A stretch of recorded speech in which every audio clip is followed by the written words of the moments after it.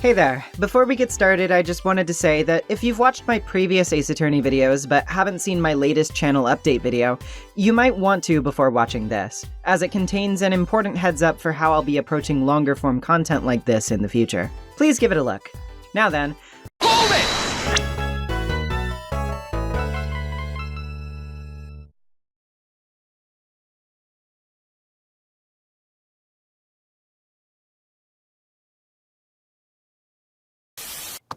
This baby can fit so many mentally ill lawyers in it. That's a Sonata. It's a metaphor.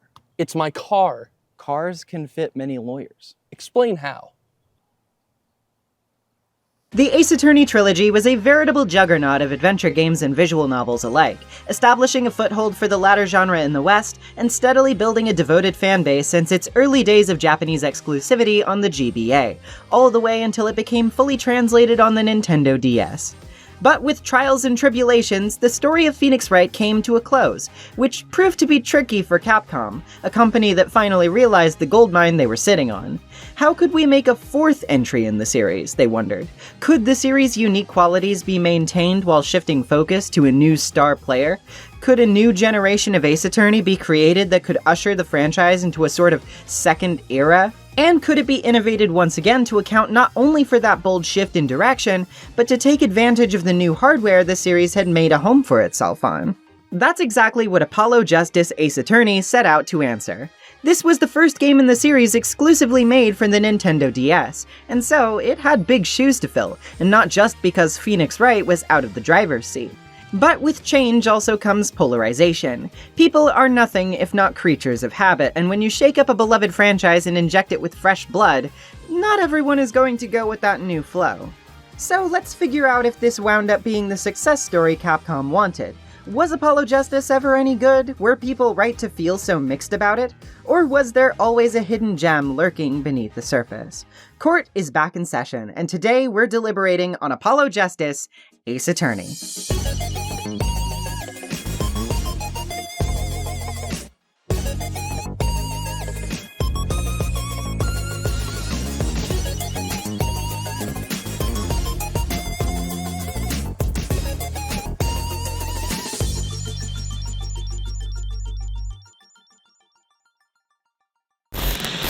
Alright, you know what time it is. Gotta recite information about the game's development and fun facts at you for a bit. I'm so sad that most of the direct blog sources for this stuff are either only in Japanese, have been deleted from Capcom's websites, or both. Let us all do our daily service and thank the Internet Archive once again. We can also give our thanks to the oversized amount of patience that series creator Shu Takumi clearly has. You might remember back in my Ace Attorney 3 video that he wanted to end the series with that game, feeling the story of Phoenix Wright had met its natural conclusion. However, corporate politics are a hell of a drug, and when a budding franchise sees success, there are typically orders for sequels before any questions get asked. Takumi still had that question though, of course. He wanted to know exactly why the series needed to continue, and Capcom summarily glazed over that in favor of a pragmatic answer.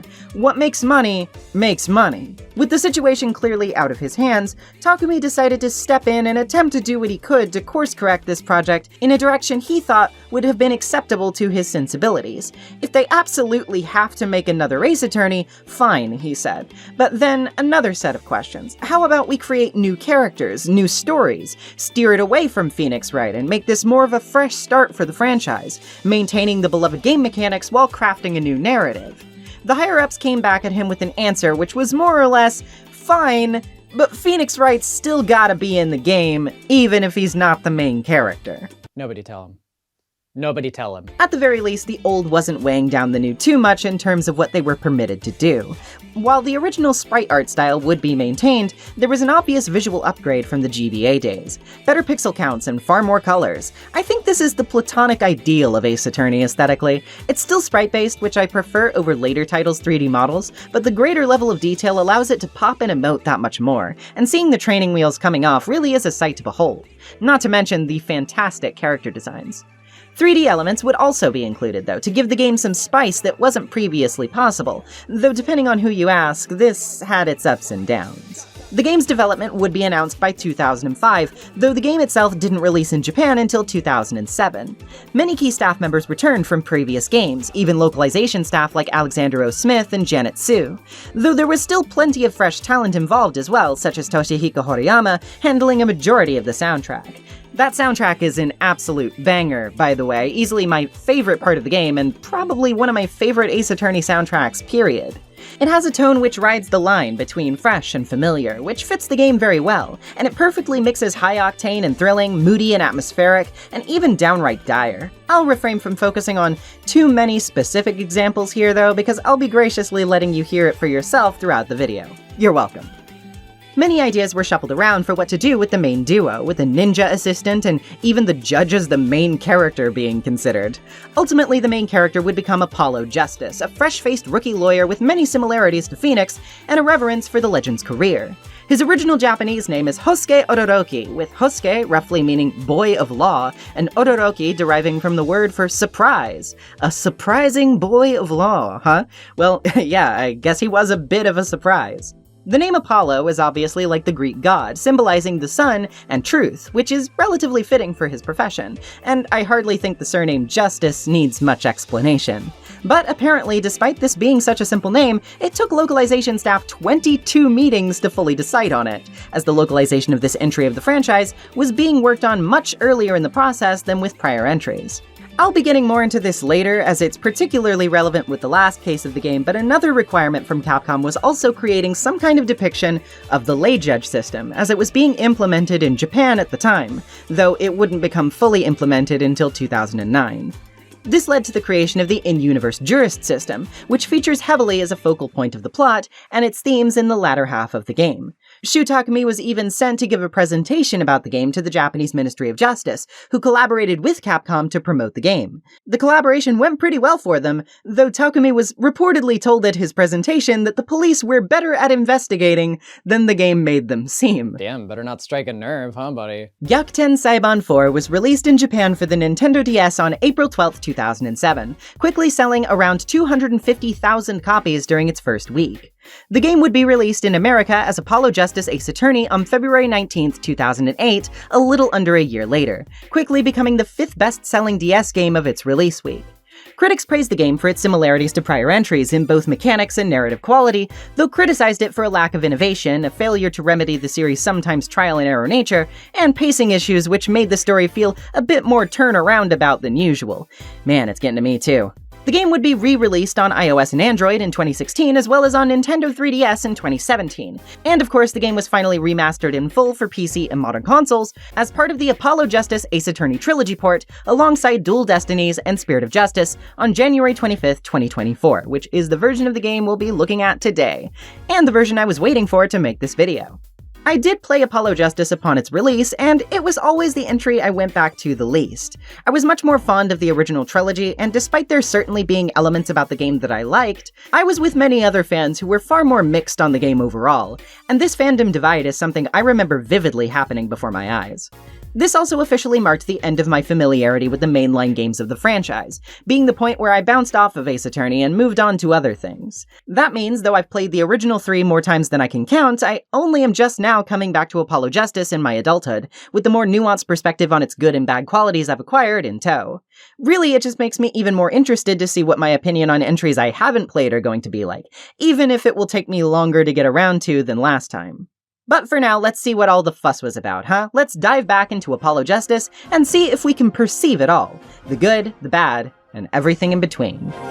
I was up at 5 a.m. practicing my chords of steel. No need to shout, Mr. Justice. I can hear you just fine. Let's put the past behind us, shall we? A 7-year legend destroyed by one little card. Quiet, please. It's snack time. That seems like a bit of a needless procedure. I'm a lawyer. I live for needless procedures. Achtung, baby. Today we play it my way. That's whack! I ain't trying to hear that! It was definitely that silly brat. I never liked you. I do not understand the reason myself. Only when I had lost everything could I make my decision. Shall we begin our game? My final competition? It was the devil. Very well. I shall take this claim head on then, Justice. Are you sure you're ready for this, Polly? Yeah, let's go! I'm doing fine!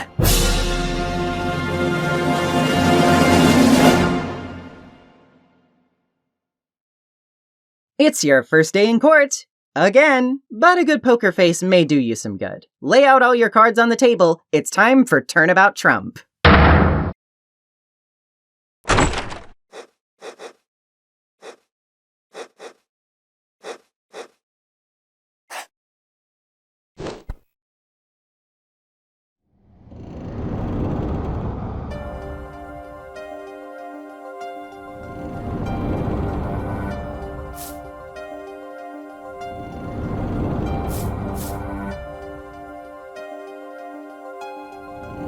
Showdown time.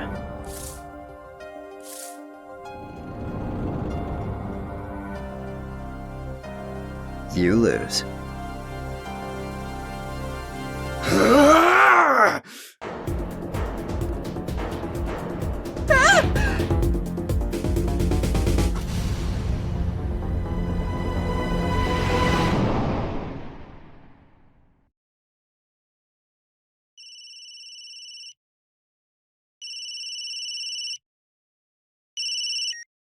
I seem to be in a bit of trouble. Something like that. Dead. Someone hit him. Hard. Me? Please. The cops should be here any minute. I'm in your hands. Should have come to that.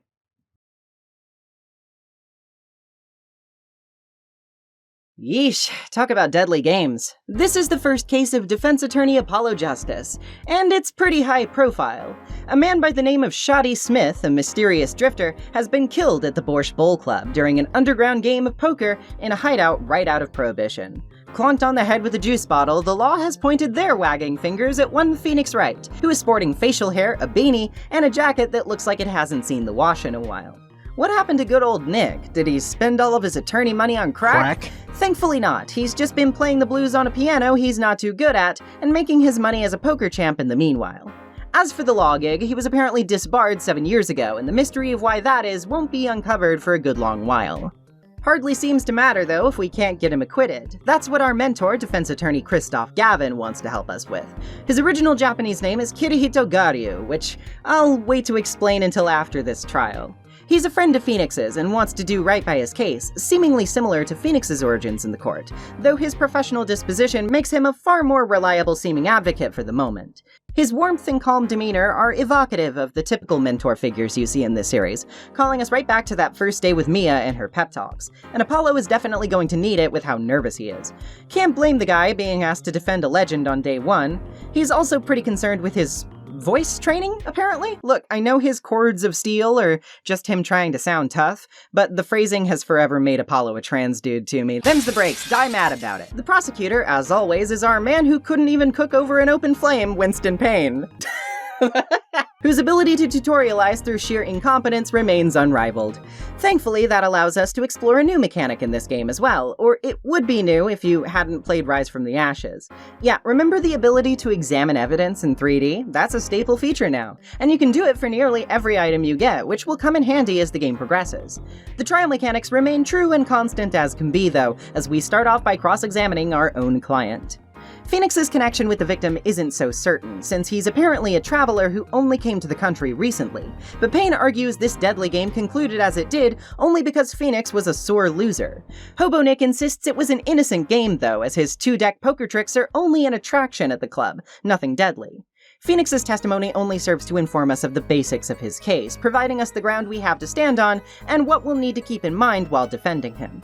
This includes things like his status as an undefeated poker player for 7 years, the playroom being formerly used for black market deals and having an observation window, and the cards having red and blue colored backs to avoid cheating. He also pleads silence regarding the murder, but claims never to have touched the weapon, despite his upside-down fingerprints being on it. Kinda seems like a wacky stance, though he did also call the cops to the scene, so who knows what was going through the guy's head. This leads us to our decisive witness of the case, Russian serving girl Olga O'Reilly. She's got a photo of Phoenix and the victim and testifies about how she dealt cards for the game and saw Phoenix strangle the guy to death. Obviously he was whacked though, not strangled, which earns us a photo of him without his hat and a bleeding wound. O'Reilly also mentions a locket the victim had which wasn't found, but leads the judge to question Phoenix's locket, which he says contains a picture of his daughter? Phoenix getting busy? He got Edgeworth pregnant? What starts sinking O'Reilly's testimony, however, is her insistence that the chips weren't in Phoenix's favor, with a clear photo of the chips implying otherwise. She changes the angle of her story to imply Phoenix was discovered cheating, which led to the murder, but if we examine the respective hands, we can flip them in the 3D viewer to see Smith has a blue card among his reds. Given that O'Reilly was the dealer, it seems somebody else was cheating that night. But things can never be so easy, as Phoenix insists the cards were swapped after the murder. Considering nobody at the scene would benefit from such a confusing action, another party must be involved, which means we haven't uncovered our suspect just yet. Who is this fourth person? Considering they didn't know the decks were of different colors and they slipped a fifth ace into the mix, they can't have been very involved with the game, that's for sure. During the recess, Kristoff becomes increasingly frustrated with Phoenix, insisting he should leave things to Apollo and just take what he can get without making things needlessly complicated. Phoenix also shows us the picture of his daughter and says whether he cheated or not depends on Apollo's opinion of what he did 7 years ago. Before we head back in, he tells us about O'Reilly's body language, her habit of rubbing her neck during parts of her testimony, and tells us to use our power to suss that out in our opponents, comparing it to poker. Exposed for the fraudster she is, O'Reilly drops her accent and reveals what I can only describe as a pirate outfit, before revealing the mimetic origins of her name and getting back to the testimony. She's pretty upfront that this was all a trap set for Phoenix, but she still insists Phoenix killed Smith after discovering said trick. During this testimony, she does her signature twitch, allowing us to get a glimpse at this game's newest main mechanic, perceiving. While it is a bit stripped back here, the general idea is to use it on a statement where you think a witness is displaying nervous behavior. Apollo, honing his Sharingan, will go true crime YouTuber mode and start analyzing their body language to see what proves that they're a serial killer. If you find a twitch that seems suspicious during a certain statement, you can freeze time and present it, which usually exposes the witness's lying and advances their testimony. It's a neat mechanic, but I do think depending on what the tell is, it can be a little abstract to find sometimes. Not to mention narratively, really funny. Rub your neck? Murderer. Swallow? Murderer. Look to the side. Guess what? You are a murderer. Man, this lawyer shit's easy. O'Reilly's twitch makes it pretty clear that she's remembering something painful, but she claims Smith was attacked, right? No, she was attacked with the bottle, at least at first. The reason Phoenix called the cops initially was Smith hitting her with the bottle, apparent recompense for failing to con our former favorite lawyer. At this point though, Kristoff becomes oddly more aggressive, insisting she's a liar and is definitely the murderer, to which Phoenix reminds us of his fourth person theory. Things are taking an uncomfortable turn, as it seems Apollo has just landed himself a front row seat to Phoenix and Kristoff's messy divorce. Poker may be the only thing this poor man ever has a true winning streak in, because the men and women in his life either end up dead or worse, petty. Earlier in the trial, Kristoff commented on the blue backs of cards before anyone else had ever mentioned them, and that's not the only suspicious thing going on here. Phoenix returned from his first police call to find Smith dead, bleeding from his forehead, and called Kristoff right afterward. The reason? First, he needed a defense attorney, but also, he had dinner with Kristoff at this very restaurant, ending the affair only 5 minutes before Shoddy Smith walked in. This section is brilliantly tense, not only catching us off guard by making us question the reliable mentor character, but putting us in a real state of discomfort, as beside us on the bench, Kristoff continues to make demands of us to expose Phoenix's apparent lies, really putting the pressure on in a way that slowly transforms his vibe.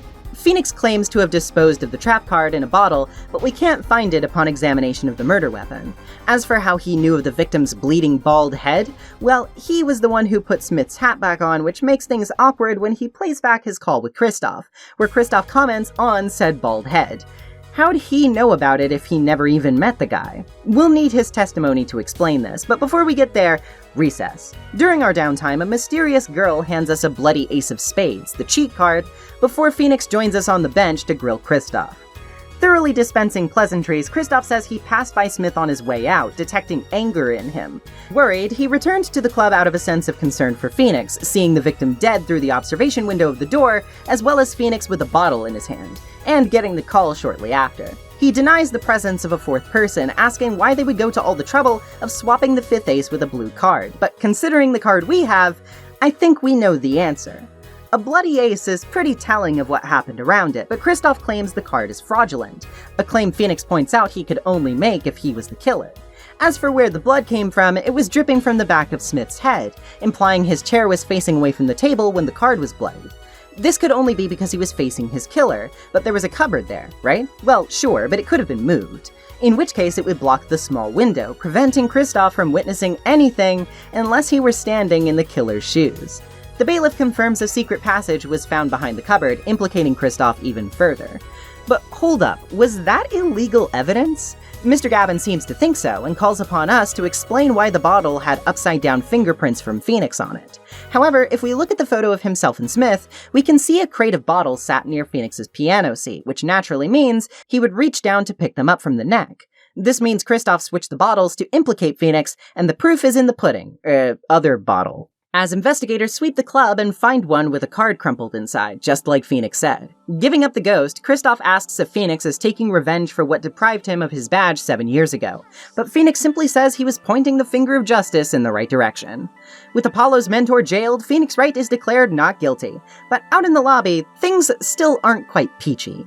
Phoenix isn't exactly helpful when it comes to Apollo's million questions, and though he does offer him a place to practice law, his rundown office, he also reveals a naughty magician's trick to us.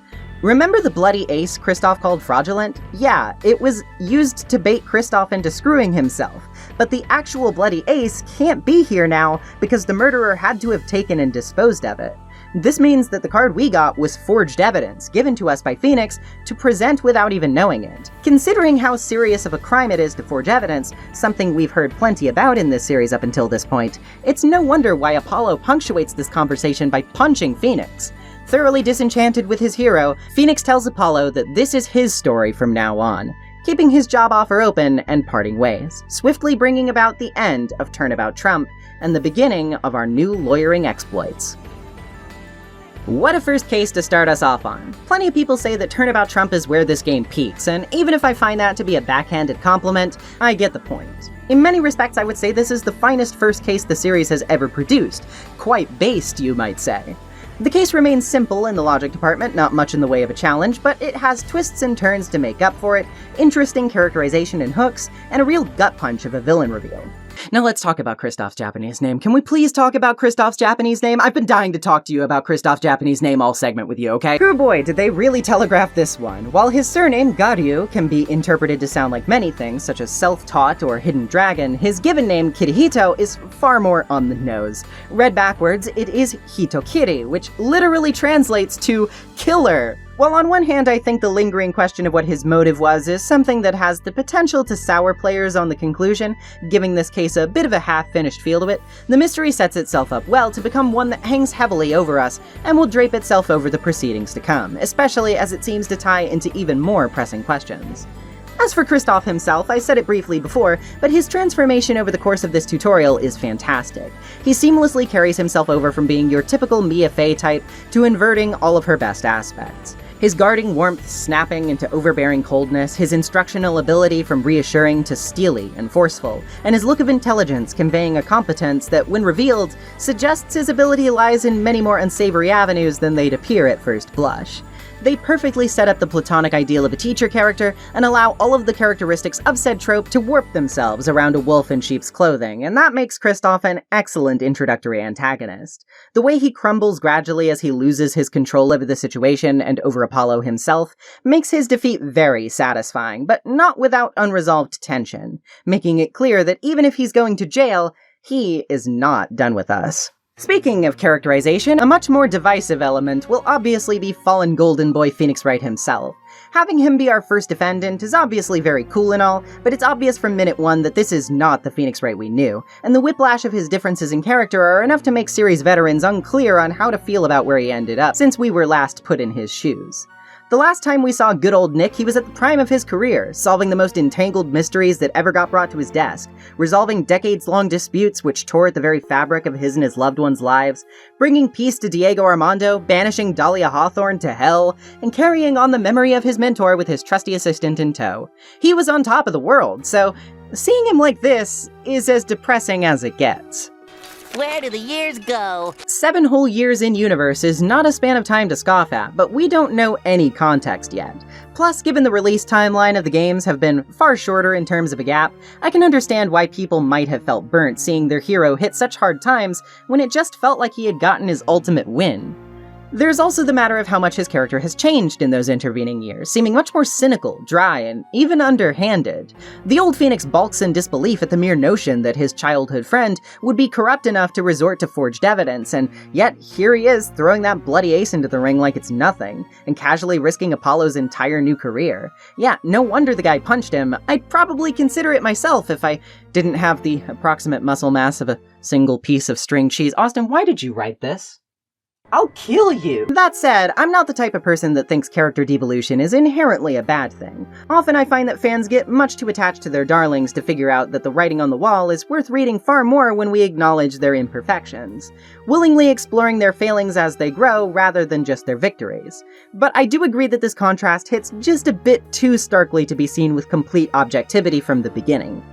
Even still, the draw of wanting to know how Phoenix got to this point is an intriguing enough plot thread to keep things chugging along, and it works more than it doesn't. Even if I don't think Hobo Nick rings as true for a character turn as someone like, say, old Scott Pilgrim in Takes Off does, in contrast for his younger counterpart, there's nothing objectively amiss with letting a new narrative interrogate poor choices.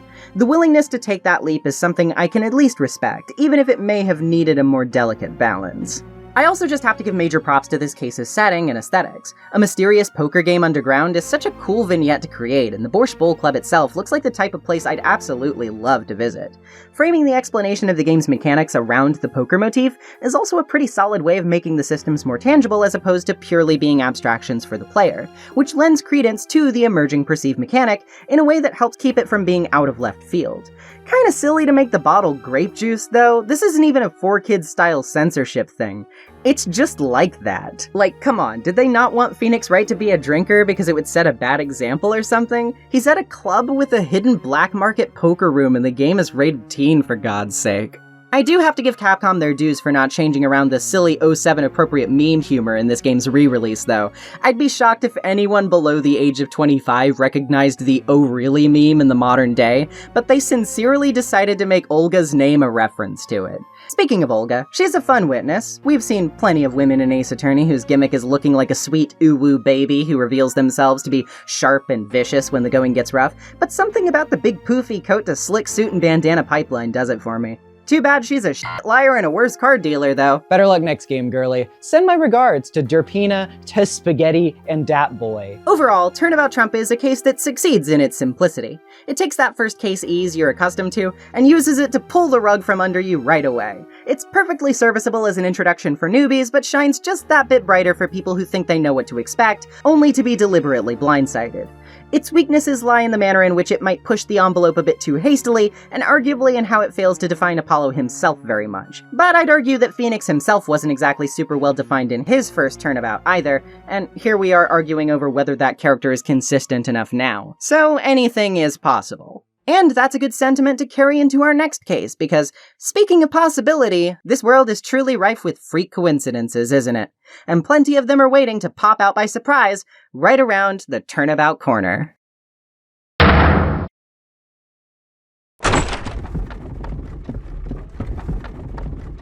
As long as we draw breath, the wheel of fate turns.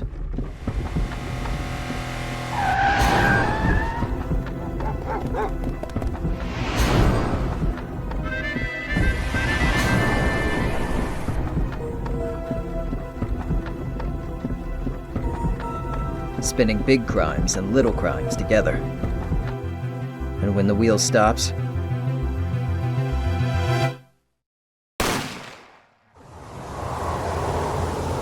you die. Why solve a hit and run, a noodle stand theft, and a murder separately when you can get them all for the price of one? Walmart has conditioned me to accept anything. It's been 2 months since the bespectacled Seme was sent to the slammer, but despite his absence, we're still at the bottom. Someone should kill me for the jokes I write into these sometimes. Hence, we're here at the Wright & Co. law offices to beg for a job, despite the fact that we punched the proprietor. The economy in Japanifornia's future is as in shambles as the one we currently occupy, so that's good for realism. Phoenix's mischievous magician daughter informs us, however, it's been the Wright Talent Agency for a while now, but we can fudge the details to do-anything agency if we're really so determined to practice law. This is Trucy Wright, and aside from getting a gig in forged evidence delivery, she's an amateur teen magician with one of the coolest character designs this side of Ace Attorney. Seriously, what a banger getup. Originally, her name is Minuki Naruhodo, retaining the IC pun of her pop surname, while Minuki comes from the word minuku, which means to see through. An explanation we'll be waiting on for a while, but keep it in mind because it'll be pretty transparent when it comes up. No, that's not a pun, it's just a fact. This time. Trucy is 15, which makes it even more suspicious than before that her dad could be Phoenix, only 33 himself. But we've got little time to worry about that, seeing as he's apparently in the hospital. Wait. Oh god, please don't tell me he's here. Good old Nick is laid up playing catch-up on Steel Samurai tapes after a nasty hit-and-run apparently, and our first new job is to snoop around and figure out who did it, because there is no difference in this universe between a defense attorney and a detective. We also have a client waiting for us back at the office, which is one guy Eldoon, a noodle stand owner who's had his stand stolen. Who in their right mind would make off with a man's ramen mobile? Well, once again, it's our job to figure that out too. I'm sure you've gotten the hint of how this investigation day is going to go. It's a big circular smorgasbord of incidents that we need to investigate, which inevitably tie back into each other. Eldoon's not the only one with stolen property either, as apparently someone made off last night with Trucy's magic panties? They say this phrase a distressing amount of times, and no, it doesn't become any less uncomfortable. Speaking of uncomfortable, hey, ever wanted to talk to a crime family as a lawyer? No? Tough shit. Their house is right next to Phoenix's accident site. Thankfully, they don't seem to have much to do with it, if the words of one Plum Kataki are anything to go by. Their only ties here are their paint cans getting splattered on the street when the car nicked Nick. There is a nearby park, but due to a pouty-looking detective who may or may not be somewhat familiar, we can't get in right now. There is, however, a trash can nearby where we can find a broken car window and some strange hospital slippers. Plum says that a murder happened in the park last night, which is why there's red tape abound, and that her bloomers were stolen on top of that, meaning Trucy's plight isn't an isolated incident. Eldoon's missing several objects aside from his stand as well, as it seems he only has one bowl left to his name. He also seems particularly nettled about the doctor next door who owns the so-called Maractus Clinic. In the garage, we can find Trucy's unmentionables, which are thankfully a goofy stage prop she uses to disappear things rather than something she actively wears. Could have said that sooner, Trucy. They're stuck in a car's tailpipe for some reason, and underneath said car, we also find a pink cell phone. Considering the broken window on this car, we've tracked down the vehicle that hit Phoenix, so with one mystery solved, we report back to the man himself. He says that the clinic has ties to the Katakis, which becomes relevant mere moments afterward because a woman named Alita is waiting for us back at the office. She's the fiancée of one of the family's members and wants us to defend her betrothed, who's been charged with the Park murder. He's a cornball character with a brightly colored jacket named Waki Kataki, who we can get to helping once we've received Alita's letter of request. That should be the case, but it takes padding with some extra convincing from a mysterious blonde at the scene to ease the police into allowing us through. A guy they refer to as Mr. Gavin, by the way. Very strange. Once we're in People Park, we can get a look at the crime scene and talk to Detective, you guessed it, Emma Skye. For those of you needing a reminder, Emma was the plucky forensic scientist wannabe who accompanied Phoenix in his quest to clear her older sister Lana back in the first Games Extra episode, Rise from the Ashes. After many years out of the country, she's returned and got shoved into an investigative role, despite her desire to get her science on, leaving her far more disenchanted than she was when she was a starry-eyed teenager. She's a serial snacker of her favorite chocolate delight Snackoos as well, and she'll always remind you of that with her loud crunching. Never been a fan of food ASMR. At least we found out something. Eldoon's noodle stand is here, even if it's part of the crime scene, so he can't get it back just yet. Phoenix points us towards some fingerprinting powder to get on Emma's good side, and from there we discover Emma still feels indebted to Phoenix for everything he did for her. Soon enough, we realize the victim was Dr. Maractus of the clinic near Eldoon's place, and that there's a witness who claims to have seen Waki pull the trigger on the poor guy. But why would Maractus steal a noodle stand? Why would Waki shoot him down? And why are Plum's bloomers in the nearby trash can? There's also a knife in the ground, which police think is Waki's, further solidified by the handprint which we can match to Waki himself. Our day ends in the detention center, with Waki's father Winfred telling us to ensure his son is found not guilty, or else we may be on the chopping block. This is a pretty interesting setup, all said. I'm a fan of things that on the surface level seem to be unrelated, that wind up all tying together in weird coincidental ways. Could have done without the return of Hottie, and in a similar vein, the frequency of panty references, but what's an Ace Attorney game without at least something to make me wince uncomfortably? It's at least not nearly as bad as some other examples have been. What Corner has managed to prove best so far, though, is that Apollo Justice excels at fun character design. Between newcomers like Plum, Waki, and Eldoon, and even familiar faces like Emma, everybody's designs evoke heightened personalities that, while certainly present in previous installments, really stand out to me here. In fact, I'd say it's generally one of this game's biggest strengths, as every character tends to stand out more to me and remain memorable because of these perfectly cartoony looks. They straddle the line between being expressively exaggerative, while also not being so over the top that it becomes nothing but noise. Going back to Emma for a second, I've heard some similarly mixed opinions on her in this game as compared to her previous appearance. The discourse doesn't seem as divided on this one as it is with Hobo Nick, considering that people generally care more about Phoenix than they do about Emma, and she hasn't been without her fair share of haters from the beginning. But I've never understood people who hated Emma back in her first appearance. I think she's a fun and sympathetic character who has some interesting parallels with the assistant we've worked with until that point. Most people take one look at her and say Diet Maya because she comes in to replace her and we don't get as much time to know her, but given Rise from the Ashes' sheer length, I don't think that's much of a problem for long. Plus, the contrast between Maya's spiritual ties and Emma's obsession with science alone is a simple and effective way to show their different worldviews. Here, Emma's become more embittered by the derailment of her career path, and some people similarly don't like that. Can't help but feel like a lot of female characters have more arbitrary hills to climb in terms of dislikable traits that male characters of similar persuasions don't get quite as much of. But I digress. I think Tired-Eyed Emma is actually far and away one of the most relatable characters in this game, forced to drudge through a less than desirable career path because her dreams didn't pan out. She's far more sarcastic and world-weary, but through that, you can still occasionally see the light return to her eyes whenever she's earnestly asked about her scientific interests, hinting that there's still some of that original flavor Emma bubbling beneath the surface for the empathetic observer to uncover. Very cool contrast to strike. If anything, I'd argue she, at least at this point, shares more in common with her previous incarnation than Phoenix does, and it's the subtlety of those similarities which draw her differences into an even harsher light. It's good characterization, what can I say? She makes a fine, but also interestingly different shoe-in for the role of Gumshoe in Apollo's Circle, even if I do miss that guy a whole lot. This case's setup has been a little scatterbrained, and some of its plot threads feel a bit thinner than they should by proxy, but we're just getting started, and for that purpose it works just fine as an opener. Now it's just a matter of seeing if that momentum can be kept up in court. With Trucy on the bench as our assistant, we finally get our introduction to the prosecutor of this case, and it's the mysterious blonde guy from before. Clavier Gavin is the name, and being a pretty boy rock star is his game. As is implied, he's the younger brother of our former mentor, but thankfully he's less murderous on everything except the ears. His Japanese name is Kyoya Garyu, with the first kanji in Kyoya meaning to echo, fitting enough for his musical talents, but it's also interesting since it additionally means to resound, which adds much more nuance to it when you consider the word's meaning outside the context of audio. Resounding words, perhaps, to demonstrate that he's a convincing speaker and smooth operator in court whose words make an impression? Most of this corte is going to consist of testimony from the sole witness at the scene, one Wesley Stickler. However, we do get some brief words from Waki beforehand. He doesn't exactly help his own case, basically taking full credit for the murder on account of a botched operation that he claims Marak has put him through. An operation for what, though? Surely it couldn't be because he was involved in a turf war conflict with a rival family, ignored the plan, ran right ahead, and got shot in the heart. And he's to blame. With the doctor having dismissed Waki after his failed surgery, the bullet remains right up against his heart, and could kill him in the near future. Reads as an adequate motive, doesn't it?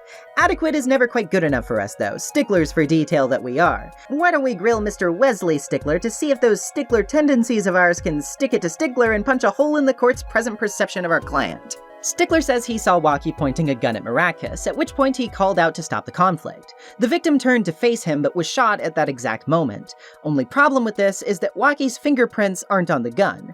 They are on the knife though, which was also nearby and surely still doesn't make him look great. Stickler says he used his cell phone to call the police after the incident, and they arrived 10 minutes later. His testimony comes across like it's airtight, but before we can give up, a mysterious figure appears to hold Trucy at knife point, and disappears into the lobby demanding a 20-minute recess. Turns out that this is nothing but a puppet made by Trucy herself, the amazing Mr. Hat. She used him as a ventriloquist dummy to bail our asses out of court and give us a minute to cool down and collect our thoughts. During this time, Trucy tells us she can perceive people's habits, a skill she used to help Phoenix maintain his winning streak at poker, and to use our own power of perception to look back over Stickler's testimony and see if we can notice any nasty habits. Sure enough, our bracelet begins to act funny while listening back over his testimony. The instant he talks about his cell phone, we can see him fiddling with the corner of a page in his book. This is because he actually doesn't have it, didn't have it at the time either, and we can prove it. The phone we found under the car in Maracus's garage belongs to him, and it could only have been dropped after 9 p.m. when the hit and run took place, because otherwise his phone would have been crushed under the tires as it wheeled into the garage. But why'd he break in there? We can begin to piece this together from his new testimony, where he reveals that he saw the word noodle on the stand as he witnessed the crime. This is true, but it's on the opposite side of the cart from where Stickler says he was standing before. This doesn't feel right, as Maracus's autopsy claims he was shot in the right temple. If Walkie shot at him when he turned his head towards Stickler, given where he was standing, it would have come from the left, so what gives? We can't explain that yet, but we can explain why Stickler was here. He was on the north side, next to the trash can with Plum's bloomers, no less, because he was the panty thief all along. Apparently, he'd become so enraptured by Trucy's magic show that he needed to know the scientific mechanics of her temporal pantaloons, neglecting to realize that it was just a magic trick.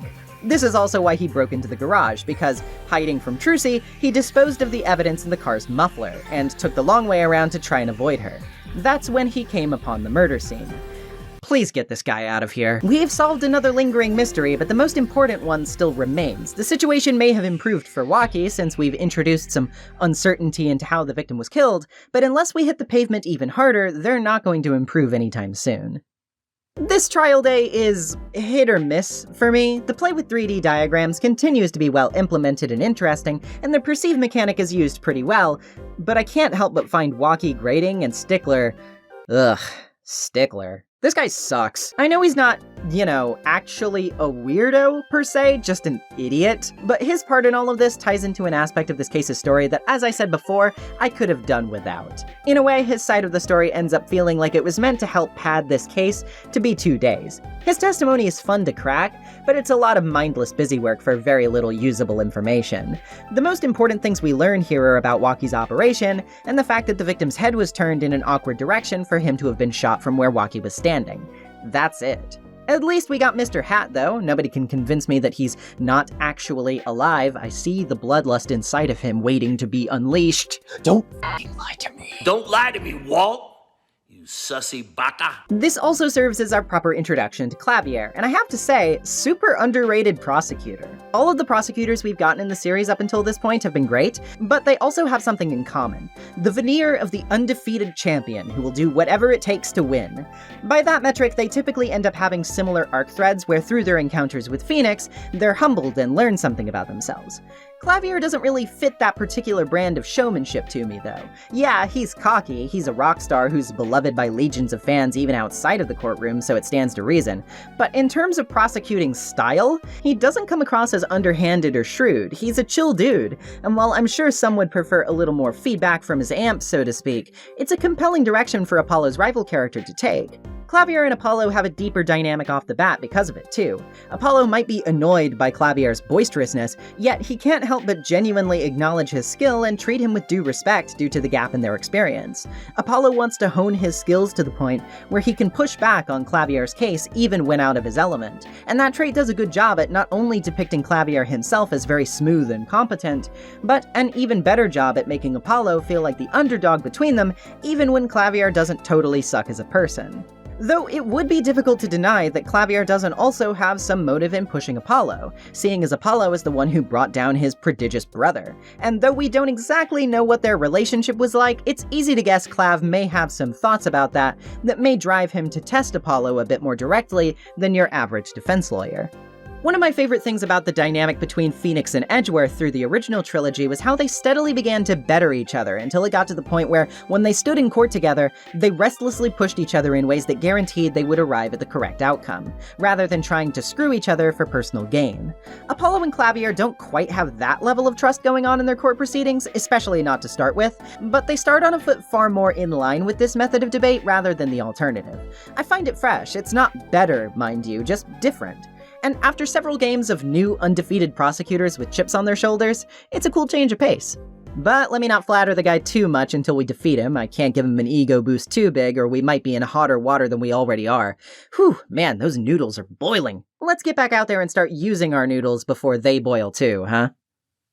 Our second investigation day is going to be more jam-packed than our first, that's for sure, starting with more information about Alita and her relationship with Waki.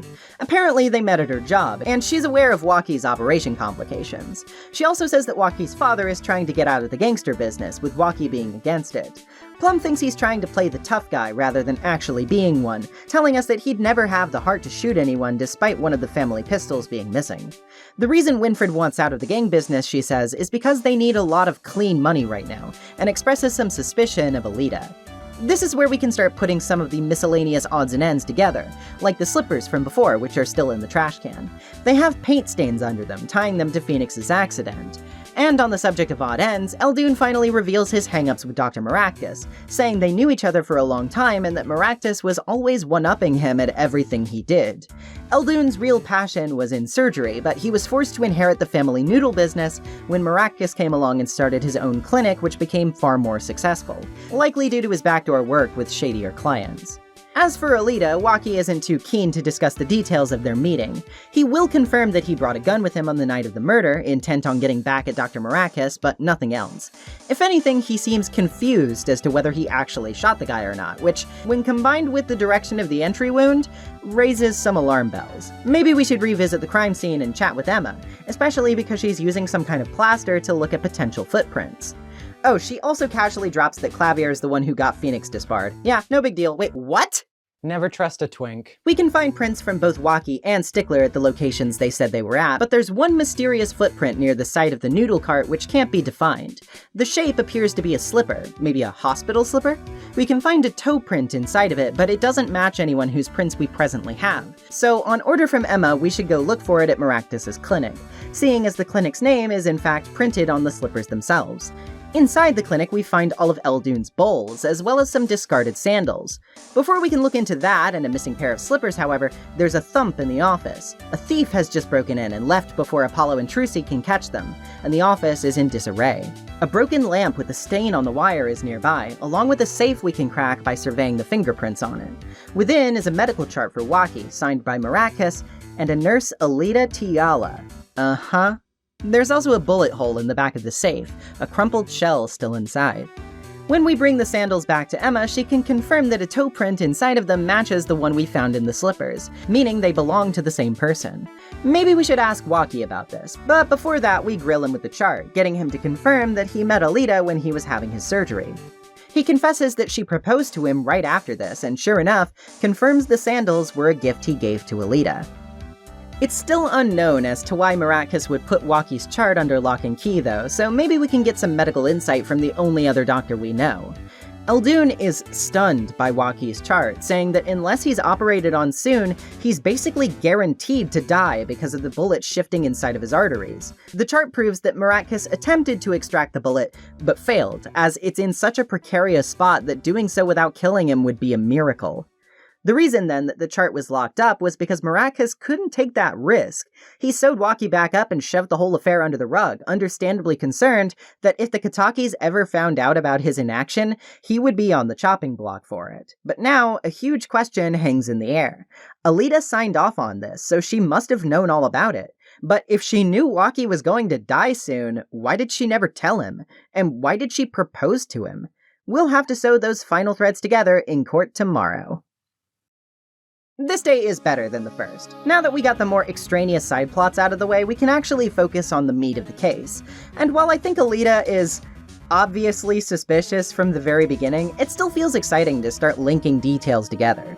The plaster minigame being combined with the fingerprinting mechanic is a cool way to receive the information, and allowing us to use that latter mechanic to crack a safe is also a super cool way to expand these already tried and true investigative techniques. I'm sure this stuff was much more fun on a DS as it was originally intended than on console or PC, but there's still fun gimmicks that spice up the investigations. I'm glad that they've become more of a regular thing.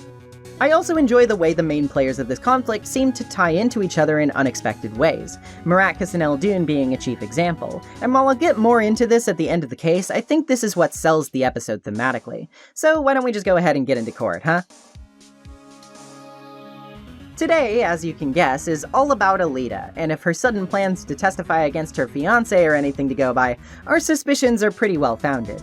Citing Waki's taking of the gun and his beef with Maracas, she insists the obvious, but that mysterious footprint suggests someone else was present, someone like Alita herself. And given her sandal's presence at the clinic, she must have gone that day too, which she admits.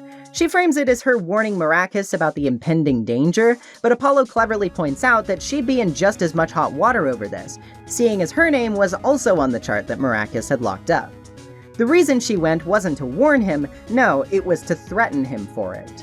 A fact proven by the bullet in the safe, whose rifling marks matched the stolen gun. But why would she want to hide this? Why would she propose to Waki knowing he'd die in a few months? Apollo was convinced it's all about the fortune. If Waki died directly after Alita became his wife, she'd inherit the family fortune he was set to receive. And despite Waki's insistence to the contrary, Alita isn't exactly arguing with us on this one.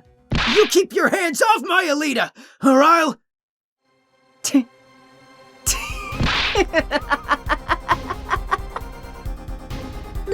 Miss Tiala?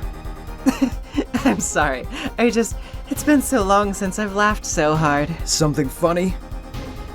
Waki, wake up and smell reality. Alita, baby?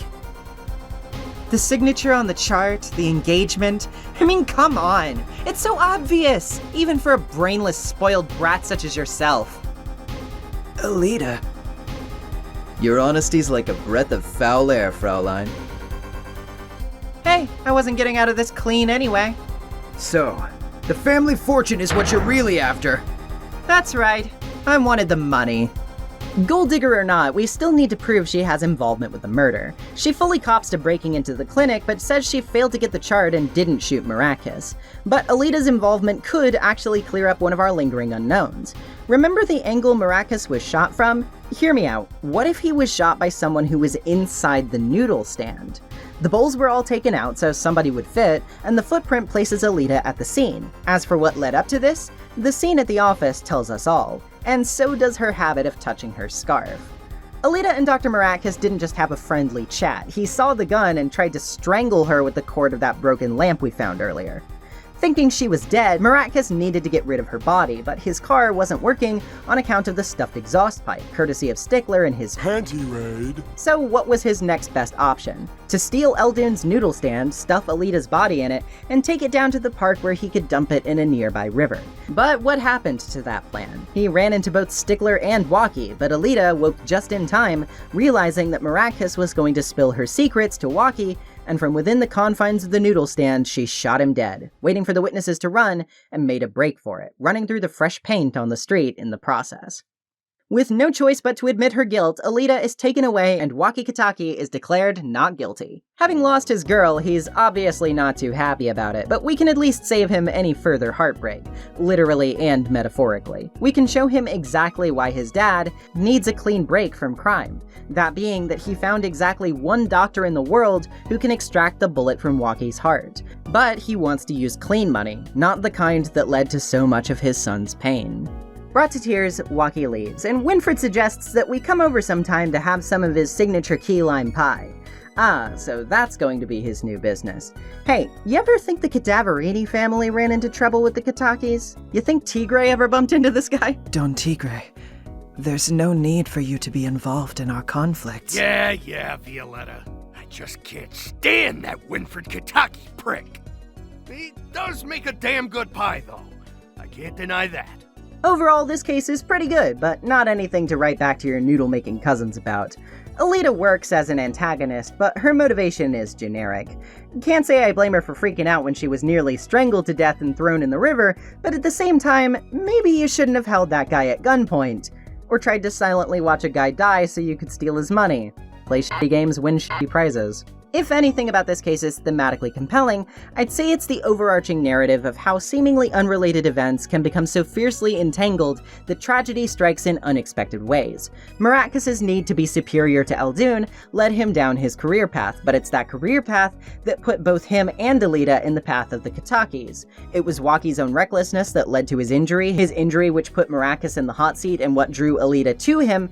Both of them facing scrutiny is what led to their fight, and eventually Maracas' murder, and oh yeah, I guess he also hit Phoenix with his car, which didn't do too much to Nick, but it did set Apollo on this whole trail to begin with, didn't it? And then of course there's Stickler, who didn't do much, but he did still end up coincidentally creating a huge clue in the direction Maracas was shot from, as well as necessitating he steal the noodle cart in the first place by screwing up his car.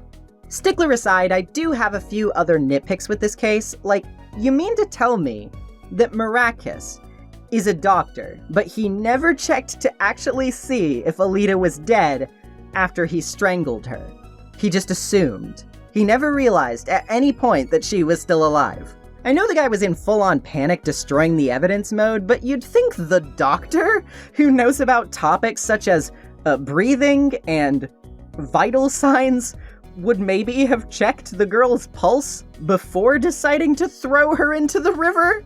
There's other tiny coincidences too, like the bullet in the safe surviving that impact far too easily, but some suspension of disbelief is understandable. I mean, you don't really think a single pair of underwear would kill a car outright, do you? There's a lot to like about this case, but most of it doesn't go beyond surface level. The whole angle of entanglement is an interesting one, but I think it's played far more successfully and dramatically later on in this game.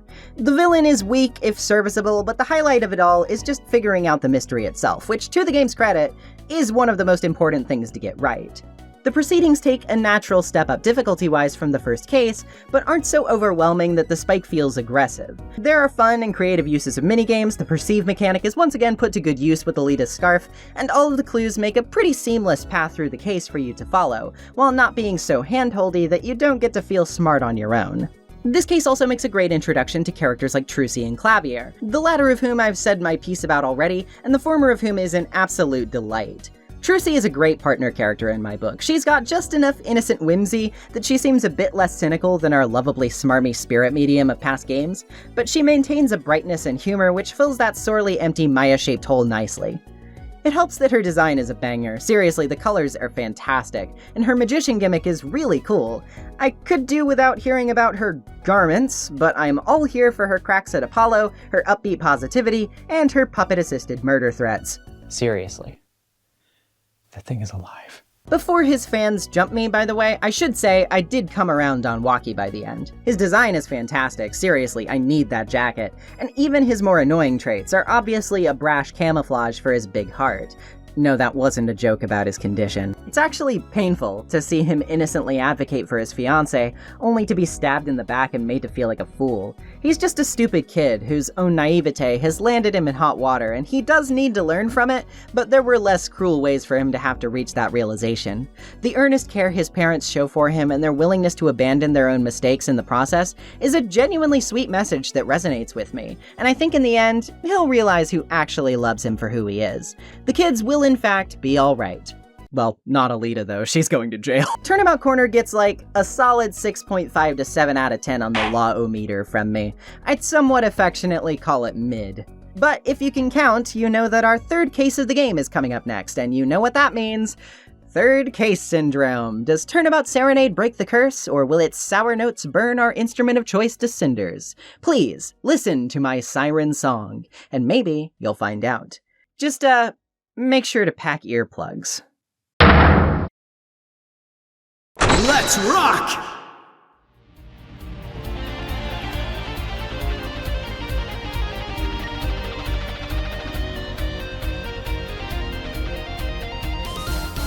We love you!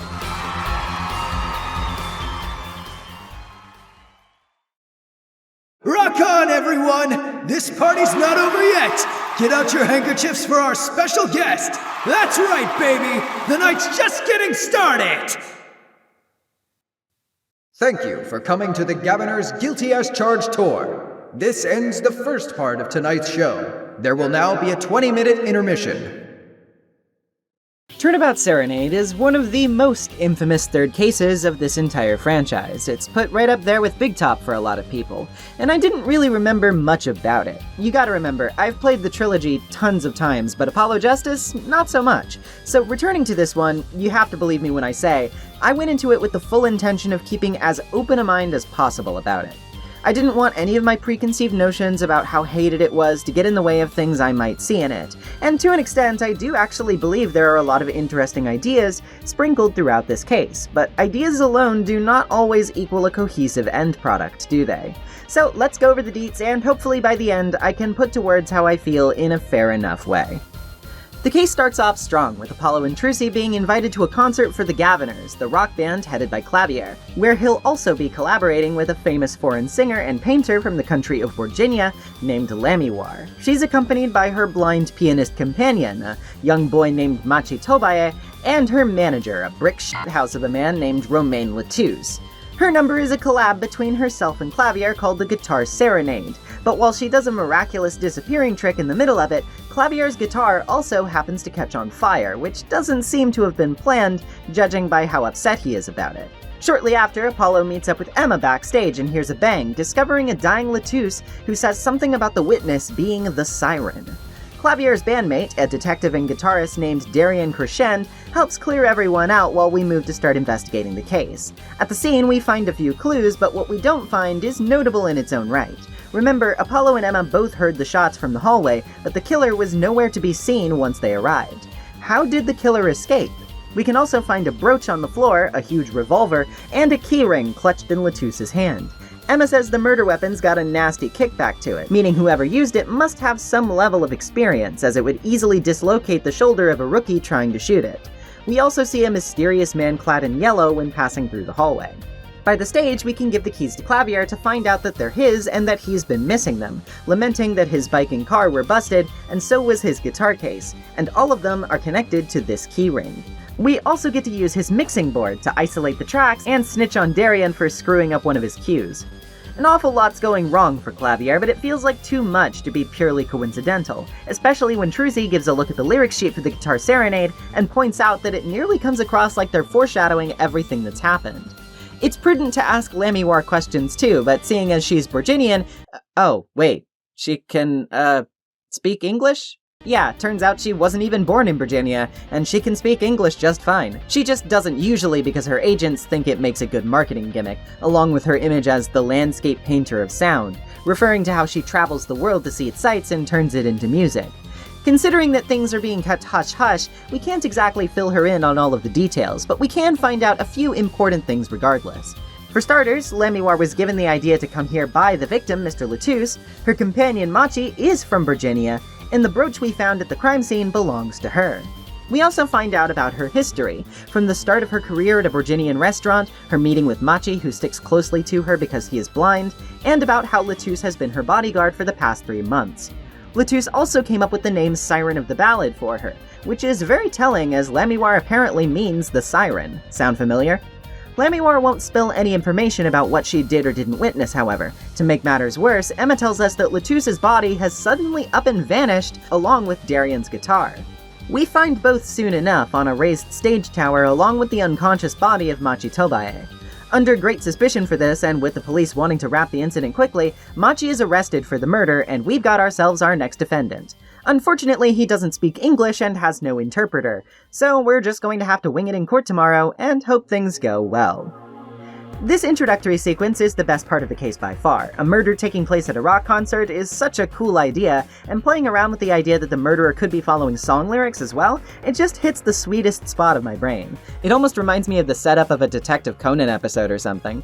Plus, the designs are all once again great. Latouze is remarkably huge in a way that makes me laugh. I love Machi's Dave Strider looking ass sunglasses, and Lamiwar— look, okay, just Just one chance is all I ask for, ma'am. If any design doesn't quite hit, I guess I'd say it's Darian's. His phallic torpedo hair just looks too silly for my tastes, but I guess he is a rock star, and I'm sure part of the joke is that rock stars tend to have some ridiculous looks sometimes.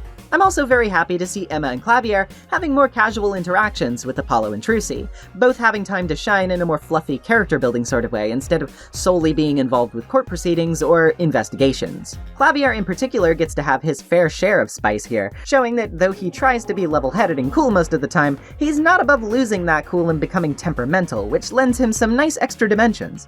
The mixing board is a fun mechanic on top of that. Wonder if that will become relevant later. What is foreshadowing? Well, foreshadowing is a narrative device. If I have one big complaint, it's something that's actually been a problem throughout the entire game so far, but is becoming especially obvious in this case. Apollo Justice has a seriously bad habit of doing flashbacks every 2 seconds. You see something play out, and the instant it becomes relevant in conversation again, you are getting a flashback. It is almost absurd how often during this case you are going to see Romain Lettuce say the words, "the siren." Seriously, take a shot every time and you'll be dead halfway through the case. And I don't really get why it's like this. Is it just to stretch out the game and pad the runtime of the cases? Even if that were so, I would much prefer the pacing feel too quick at times than bogged down by repeated interruptions to remind me of something I literally just saw. Again, this problem has cropped up earlier in the game too, but from this point onward, it starts getting excessive.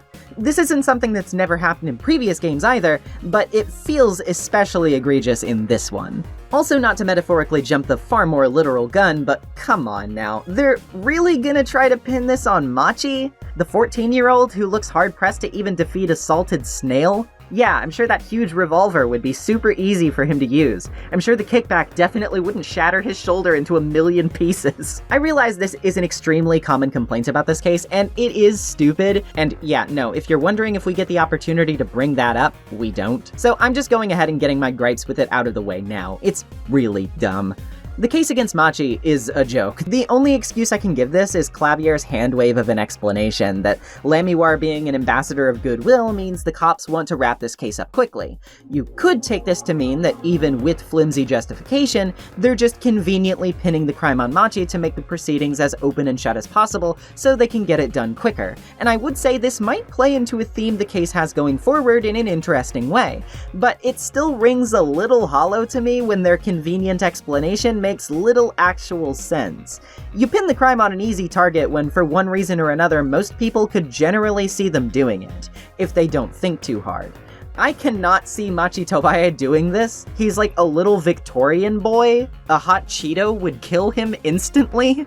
Oh, this is like a local arsonist has decided lighting a fire in my throat. And the fire department is not on duty. It's like a mother puma giving birth in my mouth. Oh, guys. But this issue, while somewhat prominent in my mind, is effectively not going to get addressed, and it's not like Ace Attorney has ever been superbly concerned with remaining as factually accurate as possible. Laws of nature and laws are often stretched like taffy for drama, and I can suspend my disbelief enough most of the time to set aside gripes like this and enjoy myself. Even if this one is particularly head-scratching, I knew it was coming, so I did my best to set that aside and keep trucking to see how the rest of the case hit me. By this point, I was feeling pretty neutral on the whole thing. It has its annoyances, but there's plenty to be interested in. I definitely wasn't seeing what was so worth hating about it. So let's continue to the first trial day to see if it stacks up. This trial's actually not got too much going on, as it only consists of some brief testimony from Emma and some after that from Lamiwar. This is for a reason though, as the judge is set to visit a terminally ill hospital patient soon, so both he and Clavier are looking to wrap this one up fast. After getting Lettuce's autopsy, which specifies 2 gunshots, we get into Emma's testimony. She says she served as security because of Clab's missing keys, and only staff were allowed backstage. She confirms the .45 would be difficult for an amateur to use, and that the only way out of the room where Lettuce was found is a small cracked window or an air vent, which only a child could fit through. There are also some prints from Machi on the vents. Gun aside, this does seem at least a little damning, but the prosecution needs something a little more concrete, like a decisive witness. Remembering Lettuce's words about the siren, we get Lamiwar on the stand, and using her brooch, we can place her backstage at some point as well. She tries to deny seeing anything, but we perceive her gulping? All known liars swallow. You may fact check me on this. Yeah, I got 25 years for it. And as a result, we get her to slip and admit she knew Lettuce was shot. Given the gag order, how did she know that? She says it was because of the bullet holes in the wall, but since they're right next to the door, she couldn't have seen both that and the crime simultaneously. Finally, she admits to seeing the crime from the small window, having heard 2 shots, but she argues it was a grown perpetrator, a young man, not Machi. But how could this person have gotten away? Clavier also doubts that she heard anything, seeing as the small window was closed. Emma concurs, saying Machi moved the body and did everything in accordance with the song lyrics. Okay, come on, Emma. He moved the body, too? It's not enough to say that this little boy used the 45. He moved the body? This guy's body? With what strength? Is he Gohan? Her only real argument for Machi being the culprit is the scatter shot of the bullet hole, saying that that's because Machi is blind. But, about that, Latouche was clearly trying to write a dying message in blood if you glance at the scene, but how would a blind person know to smudge it up and obscure it? Well, that's because, according to Clavier, Machi isn't blind. He's been lying about it. Once again, a publicity stunt. What is with this agency and making their clients fake disabilities? Fortunately, we can at least use the luminol to try and find out what Latouche's message was meant to say, and it gives us an ID number for Interpol, a number Darien is going to investigate for us while we continue the debate. In any case, if Machi isn't blind, then the reason he was always with Lamiwar wasn't because she was guiding him, but the other way around. Indeed, Lamiwar is actually the blind one, and the whole charade happened because her PR manager came up with her tagline before he knew she was. You think he could have maybe just come up with a new one, but whatever. That said, given this new info, it's safe to say she couldn't have seen anything that she witnessed, but she still could have heard it. The trial ends with Darien rushing in to tell us the Interpol number confirms Latouche himself was an undercover agent, and Lamiwar interrupting to say that the voice of the killer she heard at the scene was none other than Darien's own. The court descends into chaos as the judge calls for proceedings to continue tomorrow. This trial is a lot. It's not the worst, but the head scratchers I pointed out are definitely still present. Honestly, they kind of make Emma look foolish, which sucks, because I like Emma a lot, and she really should be smarter than this. There's also just the daisy chain of twists here. I get that the intention was to reveal Machi and Lamiwar's appearances were actually the opposite, but I feel like there must have been a better way to set up and pay this off. Just boiling it down to PR and poor advertising due to management comes across really lazy to me, and as a result it ends up making this plot point feel more complicated than it should. I wouldn't mind if I thought their reasoning for the switcheroo made more sense, but it coming down to Lamiwar's manager didn't realize she was blind and just didn't want to change his cool tagline. Reeks of, I worked so hard on the seesaw trap, I had to use it. Lamiwar's tell is also just weird. Gulping is not an odd twitch, it is something almost literally everyone does. At least with the previous ones, it wasn't beyond the imagination that you could find them to be strange behaviors. This is just a natural bodily function. It's like if your tell was blinking. At the very least, I suppose we have some interesting developments though. Interpol agents, rockstar murderers, and what about the matter of how Lamiwar heard the murderer's voice despite the window being closed? All somewhat intriguing leads to follow, and they prevent this trial from entirely being a bust. Not the strongest showing so far though, that's for sure. And things aren't looking to get much better for Team Justice either.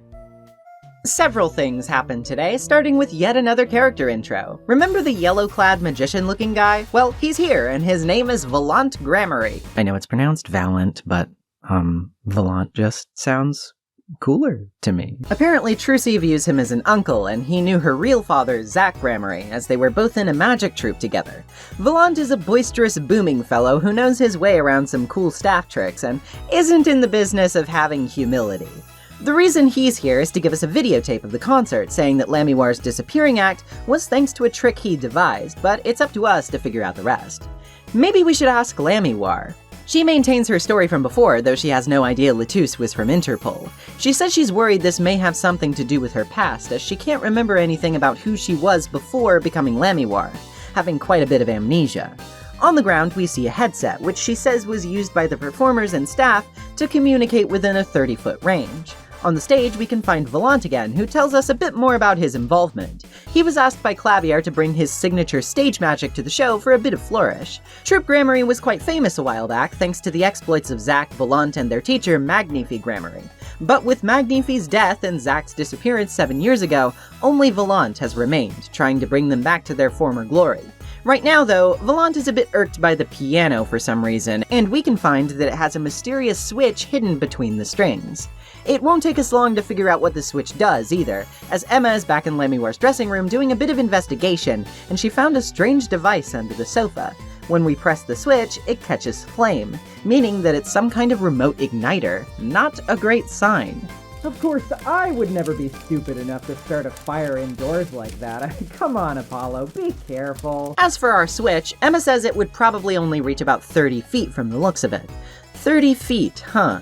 It would reach a lot of the stage from around here. Outside, one of the performers arrives, Darian. He's sulking about how he's not allowed to investigate anymore until he's cleared from suspicion, but he maintains his innocence while pointing us towards Clavier's office. Once we arrive, this is where the case starts taking a drastic turn. Not only do we find another igniter inside Clavier's burnt guitar, but we also find a few other things of note. The case is already being reported about in Virginia, though they don't mention anything about the song lyrics in the article. Clavier also tells us that the guitar was itself a special gift from Lamiwar sent overseas via a special airmail service that Clavier uses to transfer evidence. It was vacuum sealed and everything. Finally, and perhaps most crucially, we get him to spill the details of the phone call he was wrapped up in when we arrived, surrounding this strange plastic egg-looking thing. Apparently, it's a replica of something important which Interpol doesn't want to discuss with Virginia, and Latouche may have become Lamiwar's manager specifically to investigate whatever this thing is a replica of. To find out what it is, we might need to talk to Lamiwar, but unfortunately when we come back to Sunshine Coliseum, she's missing. The lights on stage are completely out, and when they come back on, we find Lamiwar passed out inside of a guitar case. Narrowly saved and brought to the hospital, Lamiwar tells us that someone attacked her. Apparently, her testimony was important after all. She hid in the case to protect herself, but she likely would have died if we hadn't found her in time. As she can't see, all she can tell us about the assailant is that it was probably a man who was taller than her. As for the replica, she says it's supposed to be a Virginian cocoon, which holds great significance to the country itself. So heavy a significance, in fact, that Latouche may have been investigating a possible smuggling case involving one. Smuggling a Virginian cocoon, incidentally, is punishable by death in the country. But why is this so important? Maybe we can ask Machi and try to get Lamiwar to interpret for us. He seems to be hiding things from us and denies smuggling the cocoon. He does, however, tell us why it's so valuable, as apparently a Virginian cocoon can be used to develop a cure for a nigh incurable disease called incuritis. Yeah, okay game. Anyway, cocoon smuggling. Right, that's where we're at. Machi doesn't really know why the cocoons are so heavily guarded, but he does say that he can't go home. If he's being suspected of smuggling, that stands to reason. Before he can tell us any more though, he's cut off by Darian, who arrives with a call from the Virginian embassy. Acting suddenly spiteful toward us, the rock star exits with Machi in tow, leaving us yet another court day ahead to piece all of this together. So, this has turned into a spy drama all of a sudden. As you can imagine, Lamiwar's testimony, the disappearing trick, the igniters and switches, and the Virginian cocoon are all going to play a role here, and it's just too much. It's just all so muddied, you know what I mean?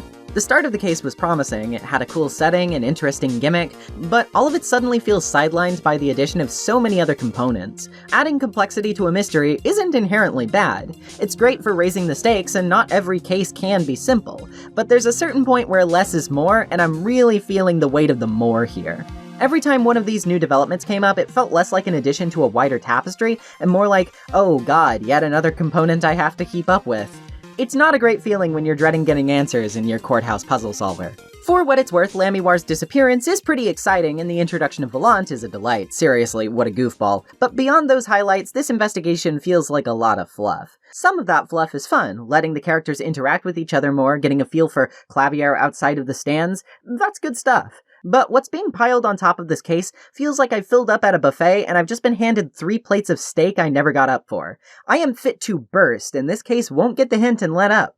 Looks like we'll have to muscle our way through dessert and see if it was worth putting on the extra weight.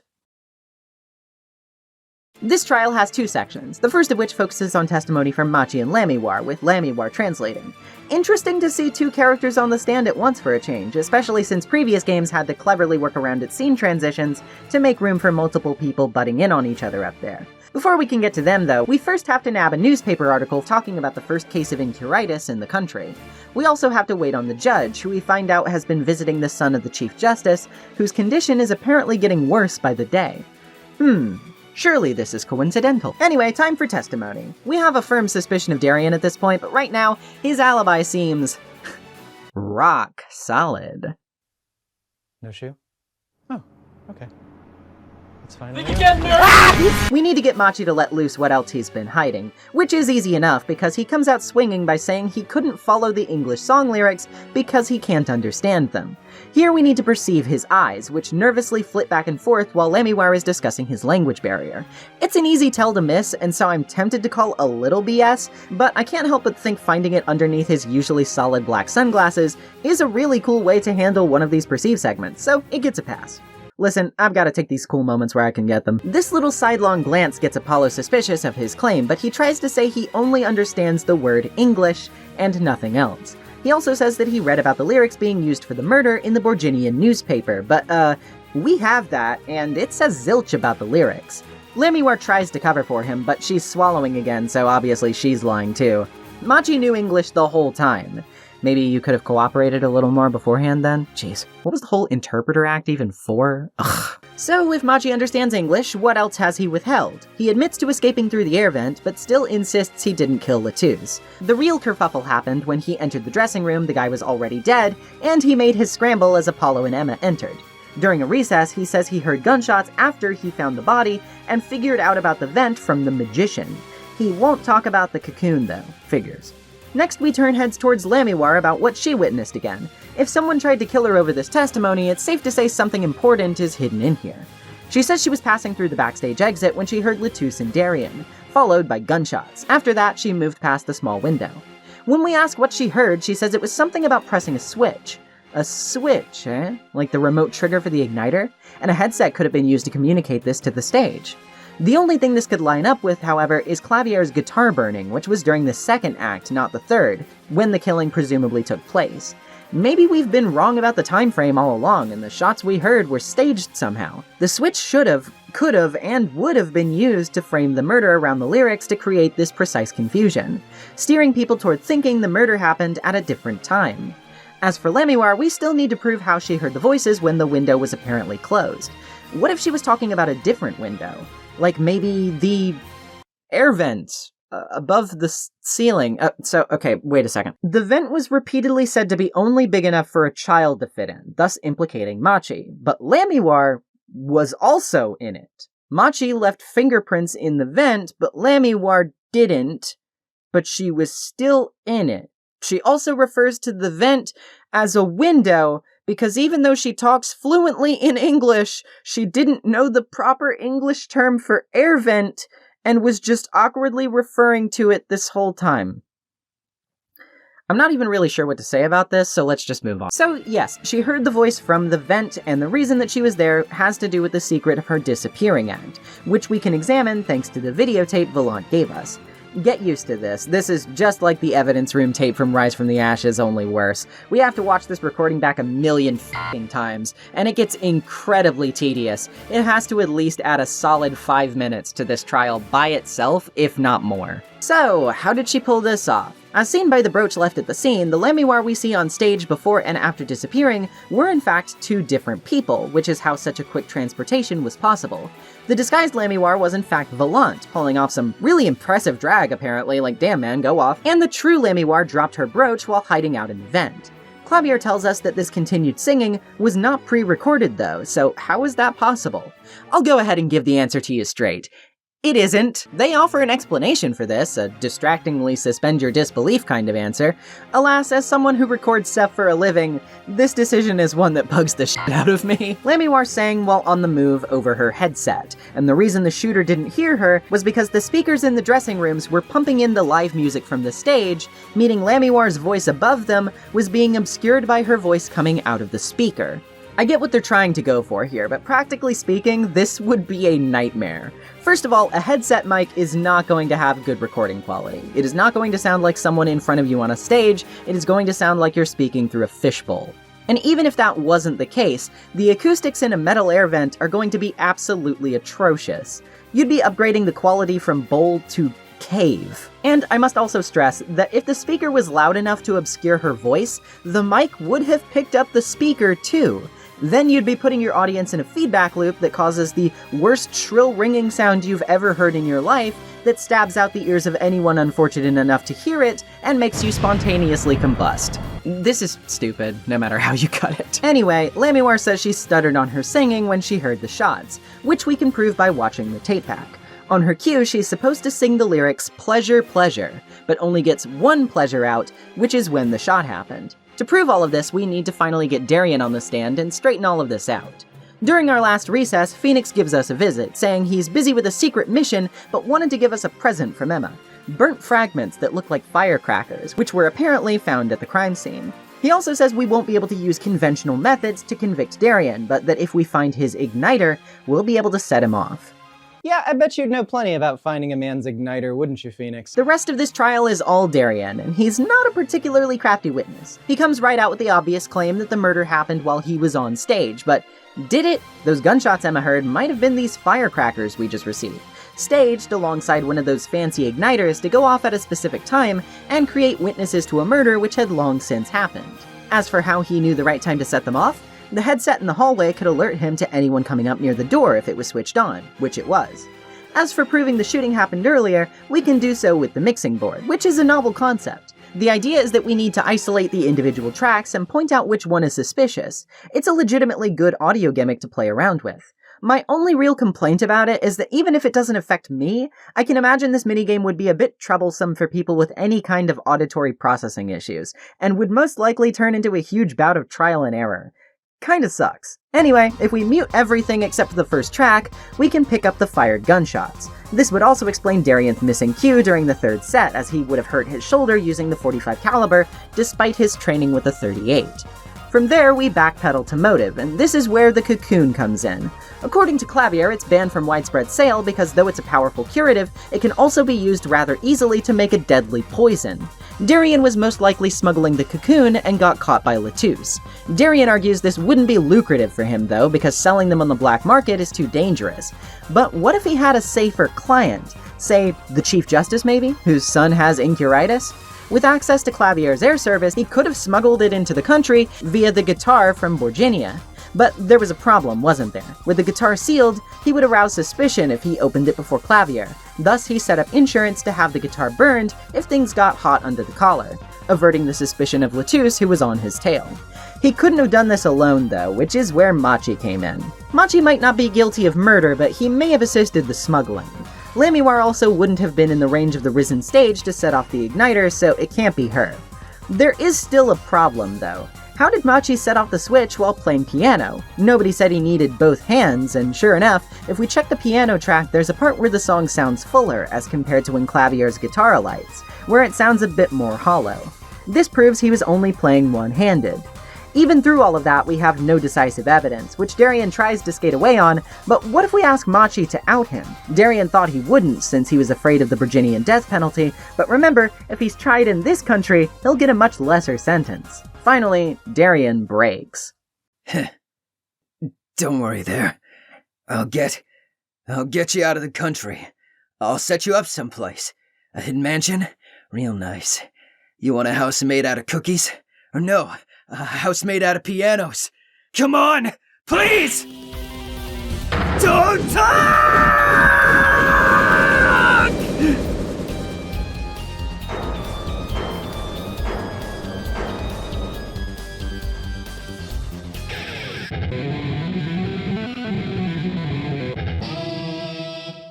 Darien, I consider that my last session with you. We rocked. Things are finally resolved, but the judge contemplates the imperfection of the justice system, one where decisive evidence may not be able to settle everything, especially when those involved may have some level of influence in the proceedings. For what it's worth though, Machi is innocent of murder and receives his verdict of not guilty. As for Lamiwar, she is going to be getting eye surgery so she can see again. She was previously wary of doing so, thinking she may not like her past if she were to uncover it, and wanting to remain literally and metaphorically in the dark, but due to Apollo's investment in the truth, she's come around to the idea of seeing the world for herself. The guitar Serenade becomes a hit, the killer is jailed, and everything has finally come to a close. But there are still many threads hanging. As for this case, talk about D minor. When I put it all on paper, it doesn't sound like the worst thing ever. It has a lot of dull and stupid moments, but is it offensive? Is it big top? No, not really. For the most part, when you put it all together, especially with this game's flashback problem, what you get as a result is quite possibly one of the most tedious Ace Attorney cases I have ever played. This thing's pacing is so bogged down, it is almost comedic. I know in the recap I glazed over the videotape, but when I say they play this thing a million times, I mean it. It always takes forever, and awkward 3D orange clavier never looks any less weird. I can't help but wonder if they were just that proud of the 3D capability of the DS at the time that they shoehorned it in as much as they did, because otherwise I just can't think of a reason why this was necessary. Between that and Latus's The Siren line, feels like half of this case consists of flashbacks to things we either just saw, or things we've seen over and over again, so there's no possible way you could have forgotten them. The case also just has a difficult time stacking up to logic. I've already reiterated this stuff with Machi enough, and I don't need to mention the stuff with Lamiwar and the vent again either, but even barring all of that, there are still some definite head-scratchers in here. Part of the whole case's thing is that the murder takes place in the second act, but is made to look like it takes place in the third. But Latus still lives long enough to deliver a message to Apollo, and then immediately dies. Are we really meant to believe he just lays there bleeding out during the entire second act and most of the third act and just holds on until precisely the right moment? I know theoretically you could probably make the timetable work, it's just silly. There's also the dying message he tries to leave. The whole reveal about Latus being an Interpol agent is important to the plot, and it's important that we find that out somehow, but this comes across like a writing decision informed by the need to get to a plot beat rather than an organic character choice. If I got shot and was bleeding out, I feel like I'd be much more likely just to write the killer's name than my ID number for Interpol. I hesitate to hold that too hard against the game, because obviously if he just wrote Darian's name, there would be no case in the first place. But if you didn't want me to think about that, making him write a big long ID number doesn't make any more sense. That's the biggest gripe I have with Turnabout Serenade. It puts the cart before the horse way too often. It's so focused on where it needs to go plot-wise that it often flat out ignores what would be the best way to get there instead of just fudging whatever details sound halfway decent enough to make it work. Okay, we need a fake-out about how Lamiwar was actually blind the whole time. Why did this get covered up? Her manager thought up a cool marketing gimmick for her and didn't want to waste it. How did Lamiwar hear voices through a window if the only window at the scene was shut? Oh, she calls air vents windows because she didn't know the English term for it. There's a lot of explanations that at face value make enough sense to be theoretically passable, but don't pass the smell test under scrutiny, and this all kind of comes down to what I said before, that this case is just trying too many things at once. A murder at a rock concert where the times are unreliable and the murder follows the lyrics, that's a pretty cool idea. A great idea, I'd say. A murder focusing on the smuggling of a highly desired item, the corruption of the police force, and spy shenanigans? That also sounds cool, in theory. Needs a little more meat on its bones, but it could work. Smashing these things together, though, that's thinking more with the eyes than with the stomach. To go back to that buffet analogy. Golden Corral has failed me for the last time. Both of these things could have worked really well individually, but when they're forced to cohabitate, they just end up shooting each other in the foot. They detract from the other because each has to jump through so many hoops to make the other work that they become less of a compelling interconnected story to me, and more like two decent stories who have way too many cooks in the kitchen, cross-contaminating each other's work. Which is also like Golden Corral and their lack of FDA approval. For legal reasons, I must say that this is a joke. What sucks about this the most is that I really do find most of these ideas compelling. I see what they're trying to go for. Corruption of the system and how it needs to be addressed for the betterment of the law at large is something that Apollo Justice hones in even more on as we go, and so continuing it, since it was pretty well established in Turnabout Trump, is an important factor of keeping the game as a whole thematically cohesive. Darian in particular is where I see this intent the most, as the idea of him skirting the legal line to help out the Chief Justice's son and then getting too lost in it as a result is really interesting. He's doing something that, on the whole, he truly believes is for the greater good, but as a result does something horrible and even makes a child complicit while holding it over his head. That's pretty dark. But it gets overshadowed by how bizarre everything else is, and that's not to even mention Clavier. Like, sure, we get a couple of lines here and there where he and Darian bicker, but he doesn't have much reaction beyond this. Considering this is a guy he's worked with for years who is a close creative partner to him outside of police work, I would think he'd be taking this really hard, but He's like a disappointed older brother at most. I wanted Darian's motive to be delved into further, and for Machi's to be delved into at all, because let's not forget, he's still an accomplice to this. No, he didn't want or anticipate a murder to occur, and he was strung along for a lot of that by Darian, but he still agreed to help with the smuggling, even knowing he could be killed for it. Yet when it comes time to explain why he would take such a risk, he just says he needed a lot of money and leaves it at that. Again, it scans, but what's interesting about that? Why should I care that he needed a lot of money if you don't even allude to what the reason for that was? Gesturing to the idea of a cool story isn't the same as telling one, and it's weak enough that we already had this same motive play out right before this one.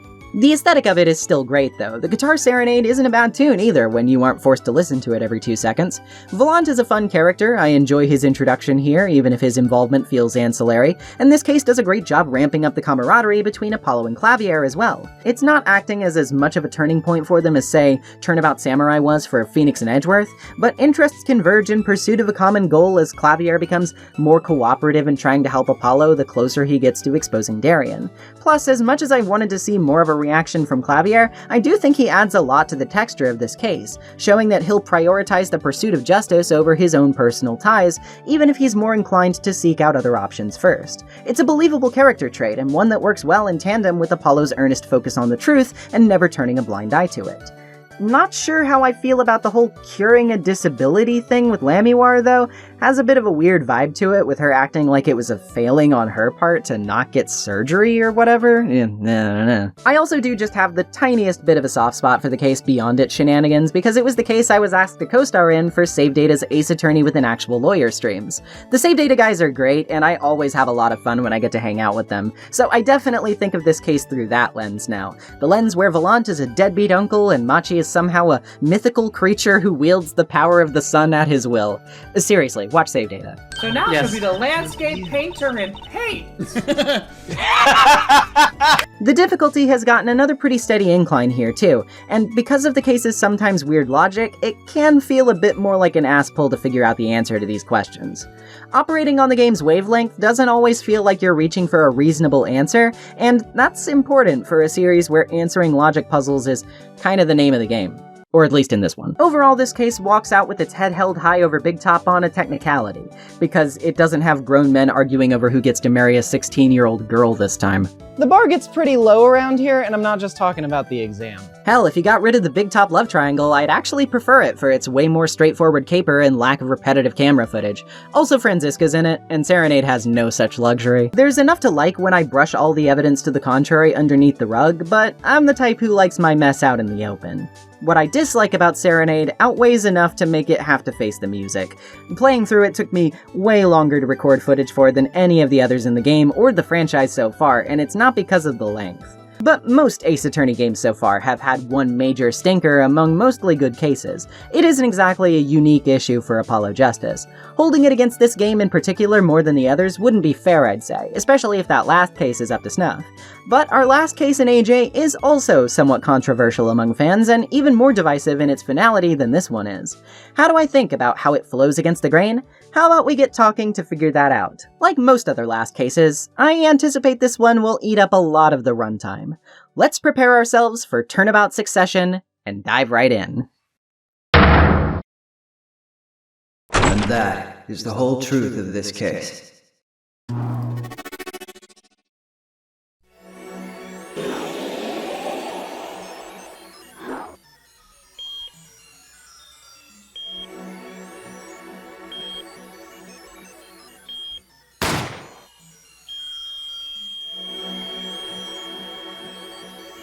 In order to understand it myself, I had to know the story of these last 7 long years.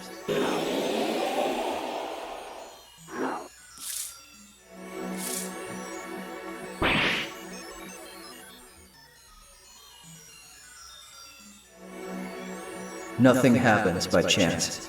All is connected.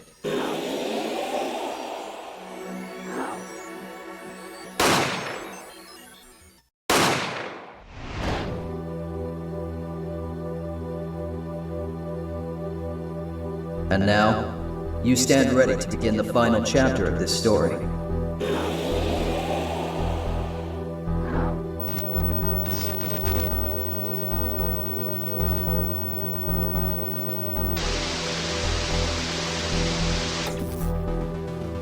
Will the defendant be found guilty or innocent?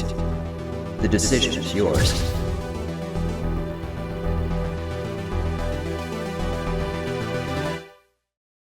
One thing I'll say about Final Ace Attorney cases is that they just keep getting grander and grander, don't they? We went from exposing a long-time career prosecutor and saving our best friend and relieving his guilt of many years, to having our assistant kidnapped and taking down our only guilty client to date, to putting to rest a years-long web of family trauma and suffering which all spanned out both from the incident detailed in the first game, as well as the tangled family politics of some of our favorite characters. We even had an extra final case after that, at least in terms of release order, if not chronological, where we solved 2 crimes inextricably linked by a menagerie of cover-ups and got the chief of police thrown in jail. But now, we stand at the precipice of this game, and it seems to have even higher ambitions.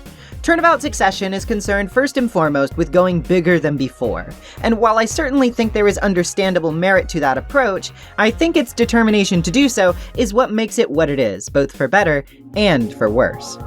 We start off about 3 months after the last case, finally grilling Phoenix about that secret mission he's been off spending his sweet time on. So, this is work? You know, it's not as easy as it looks. Apparently, he's been putting together something called the Jurist System, a new legal system where a chosen panel of viewers assist the judge in his evaluation of a case and ultimately chime in to reach a verdict. Phoenix, as chairman of the system, is prepping a sample case to test it, where Apollo will be the defense attorney. Except, hold on, it's not exactly just a sample. It is a real case with a real defendant, which means the verdict too is legitimate. Apparently, Phoenix even had a case in mind, but one suddenly came up that he found very relevant to the system's nuances in particular, so he chose it, and now we've got up until tomorrow to investigate because the trial's coming up fast. Let me take a small aside to address the Jurist System. One would think that this is already roughly equivalent to what American players have already. You know, a jury trial. However, alongside the smaller panel of jurists, this is also made specifically to mirror Japanese law, as has always been the case in Ace Attorney. Prior to a certain time, only professional judges were consulted for trials in Japan, whereas now, at least for certain select cases of some severity or notoriety, a system called the lay judge system is utilized. It's obviously only roughly equivalent to the jurist system as depicted here, as Ace Attorney once again plays fast and loose with the law purely for its entertainment value, but lay judges are, just as implied here, common citizens scouted out of their communities to assist the judge in their decision, even being able to ask questions of witnesses or the defendant. Yes, excuse me, does the witness like chicken nuggets? How is that? Just answer the question! The game up until this point has actually tried to subtly build toward this. In the first case, Kristoff couldn't be properly caught without a fudged piece of evidence. In the third, we had a whole thing about how conventional methods weren't enough to take Darien down, and even the judge questioned the limits of the current system. I think this thread certainly could have been served by better things than Turnabout Serenade, but it has been seeded, and this is for a reason. The topic of Japan and its adoption of the new lay judge system, which was a long time coming, was on everyone's mind. When we were making Apollo Justice Ace Attorney, we'd received 2 orders from above. 1, bring Phoenix back, and 2, work the lay judge system into the story. That's why I created the Mason system for the last episode and included lay judges in the story. As I said earlier, part of the higher-ups' mandates for this game, aside from bringing Phoenix back, was representing the lay judge system as it was set to be widely implemented in the country back in 2009, back when this game was released in 2007. This was something sponsored by the Japanese Ministry of Defense, though it's unknown whether they had a hand in requesting it themselves. Essentially, this means that this particular plot point and theme is promotion for something that would shortly be becoming legal precedent in the country at large. If it was sponsored by the government, then in the strictest sense, no particular connotations intended, I guess some could, at that point, call the game government-funded propaganda. That said, I don't have any hot takes on the lay judge system, so I'm not going to make a call as to whether this is done for better or worse. As you may have noticed, I am very much a white girl who doesn't live in Japan, so I can't give you any real insight on how it works beyond surface-level reading, and I can't give you an evaluation of how effective it has been, seeing as I'm not anywhere near a domestic Japanese citizen, nor am I superbly familiar with the experiences of one. What I can say, however, is that this being a mandate puts quite a bit into perspective about how this storyline is handled in this game, and how it kind of isn't in future ones. If, however, this was strictly a company mandate rather than a government request, it would also make quite a bit of sense. After all, a new legal system being introduced into the country causes a lot of buzz. As Takumi said, it was on everyone's mind, so of course it was going to be relevant. If you're in the midst of developing a new game in a series all about court drama, then would it not be tempting to cash in on that idea? Get a foot in the door with the government by doing a PR favor for them and securing, say, a promotion deal with them? It could get a lot more eyes on your game, especially if it pertains, even tangentially, to current events which most citizens would be aware of. I don't know, it's just a fascinating fun fact to consider within the context of the game's release, isn't it? I would be really curious to hear from anyone who's more familiar with the Japanese fan community or Japanese law in general, how this in particular was received and how people reflect on it now, especially as it pertains to what the domestic perception of the lay judge system itself is. But let's not get too into the weeds about that now, though. Let's save some of it for when we get absolutely entangled in them later. For now, we have much needed investigating to do, especially because we also have to go say hi to Volant.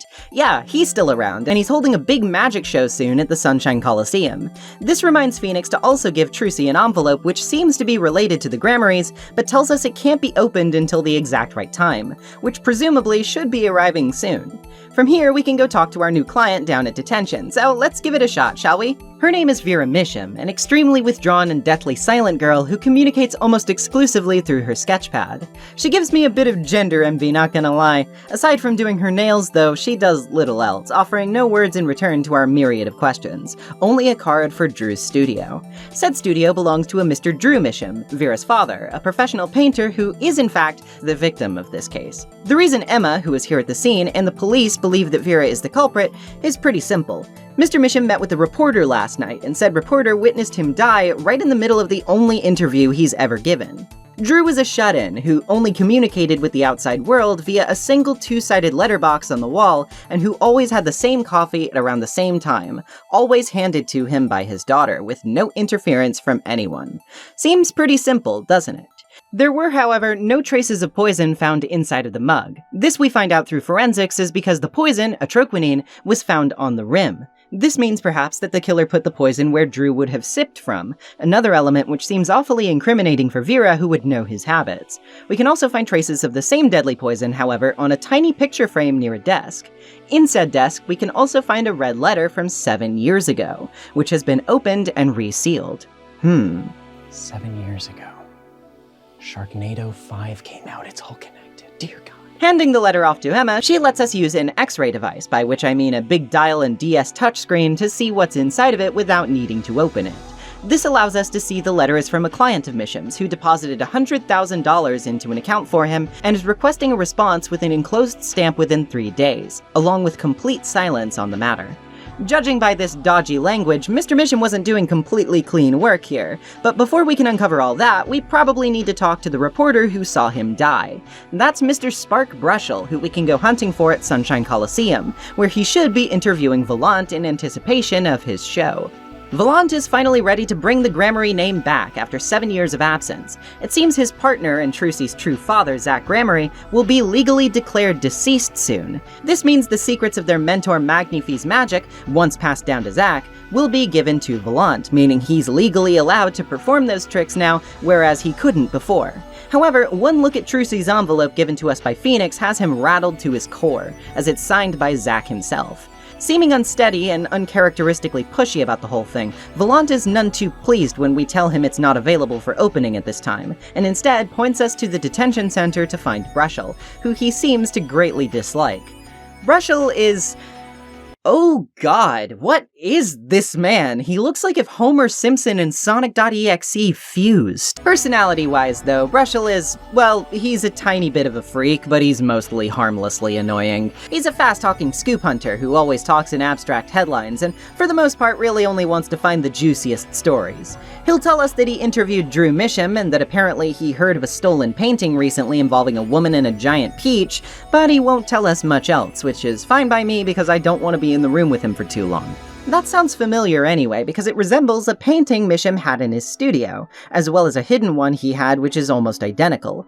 If you didn't gather it from the sham in his name, Mr. Drew is a forger who made identical copies of priceless art for a pretty penny. Underneath his current pieces, however, we can X-ray to see the sketches underneath, pieces which often have nothing to do with the paintings layered on top. All of these sketches, however, have a unifying theme. Now you're both white as sheets. What's going on? These sketches are of the 3 cases I worked on. What? The murder in the poker room at the Borscht Bowl Club. The dead man pulling the noodle stand. And then the events that transpired during the Gaviners concert. What could it mean? How could he have painted those things? And why? That's what I want to know. I'd never even heard of any Drew Misham before. I hadn't even seen a picture of him. But there were my cases drawn on his canvas. Every single one of them. It couldn't have been a coincidence. Just who was this Drew Misham? And what did he have to do with me? Well, well, well, quite a twist to leave your first day off on, huh? This case is already starting pretty strong in my opinion, even if it is far from conventional. The premise itself, even barring the whole jurist system thing, is quite good. It seems almost quaintly straightforward, but enough little things add up to be seemingly slightly wrong that you know it can't be as easy as it appears at first blush. A shut-in, a reporter, and the victim's daughter, a man who never goes out but receives requests for huge forgeries, a man who held on to a mysterious letter for 7 years, which is a time that keeps cropping up for multiple reasons. The disbarment of Phoenix, the disappearance of Zach Gramery, and the death of his and Vallant's mentor, and now this. It all coalesces somehow, but how? That's the great underlying mystery so far of Turnabout Succession, and finding out about how all of these things converge with Drew Misham's murder is incredibly tantalizing. I will say though, you do have to take a bit of a leap of faith to even start letting this case take you where it's going, and that's because of one sticking point which I still have a bit of trouble rationalizing in my head even now.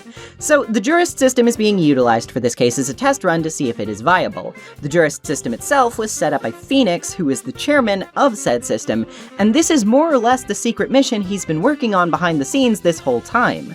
Alright, I get all that, but let me raise you a practical question.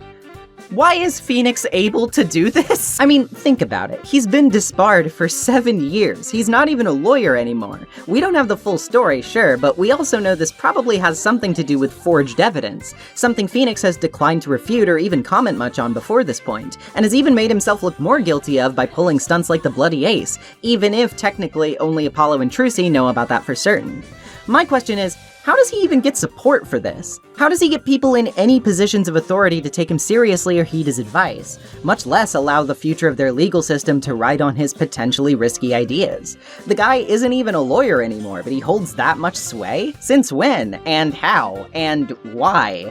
To the world at large, what about this guy gives him any kind of seeming credibility aside from his streak of victories back in the good old days? And if he's suspected of an instance of corruption, why wouldn't that winning streak seem even more suspicious? I wouldn't let this guy within 50 feet of a legal proceeding, much less allow him to be the championing chairman of an entire new system. They should have been on top of him like the IRS is on me for being self-employed. I've done nothing but make money for the past 12 months. How much? I get suspension of disbelief, but you can only realistically expect me to accept so much before to enjoy myself. I actively have to stop thinking about things. And yeah, I can't really think too hard about this one.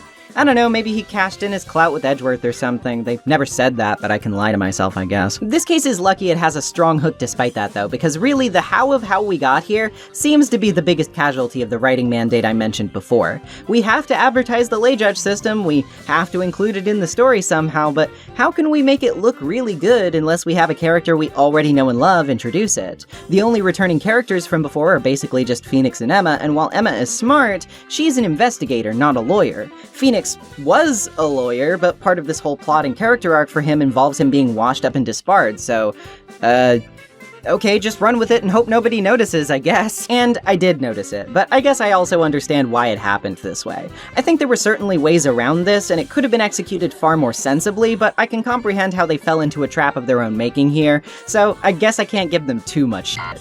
I've certainly encountered plot contrivances in my own writing before, and ultimately the thematic and emotional truths are more important to this case than, you know, the super granular details of its fake legal system and how it's being implemented, but it is enough of an oversight that it bothers me just a bit. That said, I am really interested in the case itself. I love the new character designs, barring Brushels, and I'm also really fascinated by all the little threads which are fraying right now. Misham's sketches, the mysterious letter, Vallant's sudden grievousness, it's all really good stuff that I can forgive a little fudging to get to if the resulting content is compelling enough to be worth it. So far, I think it is, though we'll see if that landing continues to be stuck. For now, we have a trial to get to, so let's hope we're prepped for it. I walked around and dissociated for 24 hours, Your Honor. I'm ready. Oh wait, no, go back. Yeah, so as you may have guessed, we've got Brushel as a witness today, and okay, if we must, I suppose. The guest jurists aren't here for the trial in person because the game doesn't have the budget for that, because they're all watching the trial by camera. After getting Mr. Misham's autopsy report, we launch right into our first testimony. Brushel dropped by around 9 p.m. to do his interview and saw Vera bring the coffee, then saw Misham die right after taking his first sip. But hold it right there, the poison that killed him, atroquinine, takes about 15 minutes to kick in, so how does that work? Well, Brushel clarifies that at the time he arrived, he caught Misham in the middle of writing a letter, which he quickly sealed, thinking it may be a last will of sorts before ending his own life. Brushel says it was yellow, despite the only envelope we found at the scene being red, and Apollo points out that he would have no need to seal and send a letter to himself like that. But why then, Brushel asks, would he have been looking for a stamp? This leads to his third testimony, in which he says the interview was concerning an event from 7 years prior. When he mentions Misham's talent, he sweats under his pits, which we have to perceive. You know, maybe this mechanic was a mistake. Which gives us the opportunity to bring up the big fake elephant in the room. With Misham's forgery exposed, we find out that Misham didn't just forge paintings, but evidence, meaning this event from 7 years ago was probably illegal in nature, and would explain what the 100 grand was for. As for the yellow letter, it could have gotten out through Misham's two-sided mailbox, and since we found poison on the tiny frame, it's safe to say a tiny stamp could have been the culprit to do him in, not the coffee mug. Misham simply put the poison on the mug himself. But given that it was 7 years ago, it would be difficult to prove the stamp really was in the letter originally. Suddenly Emma. Huh. That was a weird flash frame. Wonder what it means. Anyway, Emma gives us some spray so we can actually find that the envelope has a stamp-sized square of poison traces on it, once again proving that yes, the stamp was included. If Misham took it off, though, that would imply that he knew it was dangerous, right? So why did it kill him all this time later? Surely he couldn't have just forgotten, right? Or maybe the trap wasn't meant for him, so he didn't know. As for who it was meant for, well, if it wasn't meant for him, that would mean he wasn't the forger, meaning the real forger is in fact Vera Misham, his daughter. This is a fact she readily confirms, too, with the court so in a tizzy that a recess is called. Things are looking troublesome, to say the least. Apparently Vera has been doing this since she was 12, ever since her father discovered her talents while she was painting. She seems a bit ignorant to the implications, though, as she's also extremely sheltered. Oh boy, what is it with extremely sheltered girls in this franchise? Feel bad for him, dude. As for those mysterious sketches, Vera says she knew about those and that her father had been watching Apollo as well as Phoenix, who he knew of and seemed to be happy for when he heard that his office was taking legal cases again. Vera also reveals that she actually knows who the client behind the letters was, but before she can spill any more details, she's asked to take the stand. Well, we can just ask her there, right? Nervously chewing her nails as she gets up in front of the court and the cameras, she testifies about the red envelope. It apparently came shortly after she forged something other than a painting, meaning it was probably for a piece of forged evidence of some kind. As for the stamp, she detected no foul play behind it as a child. She merely kept it because it had a picture of people she liked on it. Her favorite magicians. Wait, magicians? Yes, indeed, Troop Grammary. This revelation isn't the big victory moment for everyone else that it is for us, though, because information isn't always happy. In your testimony just now, you stated, this was your first work other than a painting. Please tell me, what exactly did you make? Can I ask why? No! Answer the question! Now! Prosecutor Gavin, you're usually not the one whose volume concerns me. Yes, it is unbecoming of me. I apologize. But I must know. Please, Miss Misham, tell me. It was a book. A single page in a book. A book. Please be more specific. It was a handwritten book. Like a diary. No! I don't... No! Oh dear, seems Clav knows a bit about whatever this forgery was, and he says it's something related to Phoenix's disbarment, something he hasn't told us about in much detail at all. As for who requested the forgery from Vera, she starts to say, but only gets out the words "the devil" before collapsing to the ground. We find out shortly after that she's taken to intensive care, traces of atroquinine just under the lethal amount found in her system. It seems that somehow said client got to her before she could spill the beans. But how? That and all of our other questions can only be answered by finally getting to the bottom of 7 years prior. Thus, this trial day ends, but another begins anew. But before we can discuss that, let's discuss this a bit more, shall we? This trial is a little short, but it isn't too bad. Really, if anything, the only major complaint I have is Brushell's tell during the perceive segment. It's not just that it's gross, because, well, yeah, that's unpleasant to look at, but it's not a problem. More so that it's just stupid. It's such a specific thing that would be almost impossible to notice on cursory observation, and I feel like you really have to be looking for it specifically, which rubs up against what I feel is the best way to design one of these things. Stickler's page habit works. It's a bit of a fidget. It makes sense. Alita's thing with her scarf is the same way. Hell, even Machi's was a bit more fair, since using perceive on him in the first place allowed you to immediately see under his glasses, which was new information, and thus signals to the player that it could be worth keeping an eye on. Things like Lamiwar's swallowing and this, though, they're so pinpoint and precise that nearly no one would think to look for them, and I just don't think that's great design. The rest of the trial plays out pretty decently, though, even if I feel the solutions are actually a bit easy on occasion. The biggest leap narratively is learning that Vera is the forger, but even then, they lean on the implications so hard by the time you actually get to the moment of the reveal that the player isn't required to do much of that legwork themselves. I guess in some way they can be construed as a little unsatisfying, and I could grant you that if it was your opinion, but it doesn't bug me too terribly much. I actually really like the reveal of the poison being on the envelope and being transferred to the mug. It's a clever bit of misdirection. My only real problem with this comes from a bit of suspension of disbelief on my part. I know atroquinine is a unique type of poison specifically made for the Ace Attorney universe, therefore it can have whatever properties they want it to narratively, and ultimately this is fine. I also don't really know how this sort of thing works for real-life poisons of a similarly potent nature, so maybe I've got no leg to stand on here anyway. However, I'll still say it. I find it really bizarre to think that this poison, which was placed on the back of a stamp 7 years prior, could have retained its potency for that long and not have diluted in the slightest. It's just so powerful that it can survive on an old adhesive surface for nearly a decade? Long enough to still kill a guy in 15 minutes? I mean, I get that Drew Misham's an older dude, but sheesh, man. There's also the matter of Vera being poisoned, which we don't know the circumstances of yet, but we'll get to it.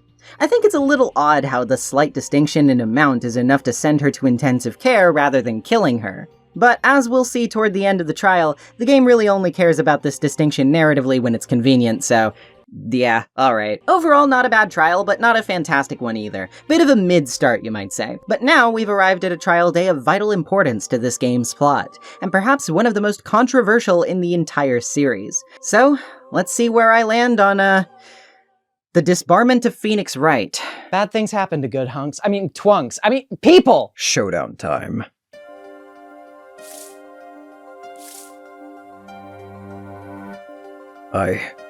I lost. It's only a game of poker. A game I've played for a long time, and only lost twice. Who was the first? The man I killed, of course. Well, it seems I've found the partner I've been looking for all along. Over a game of cards? Why, yes, over a game of cards.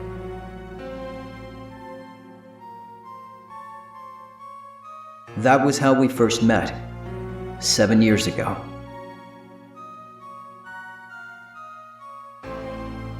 "7 years earlier, Phoenix Wright's final trial.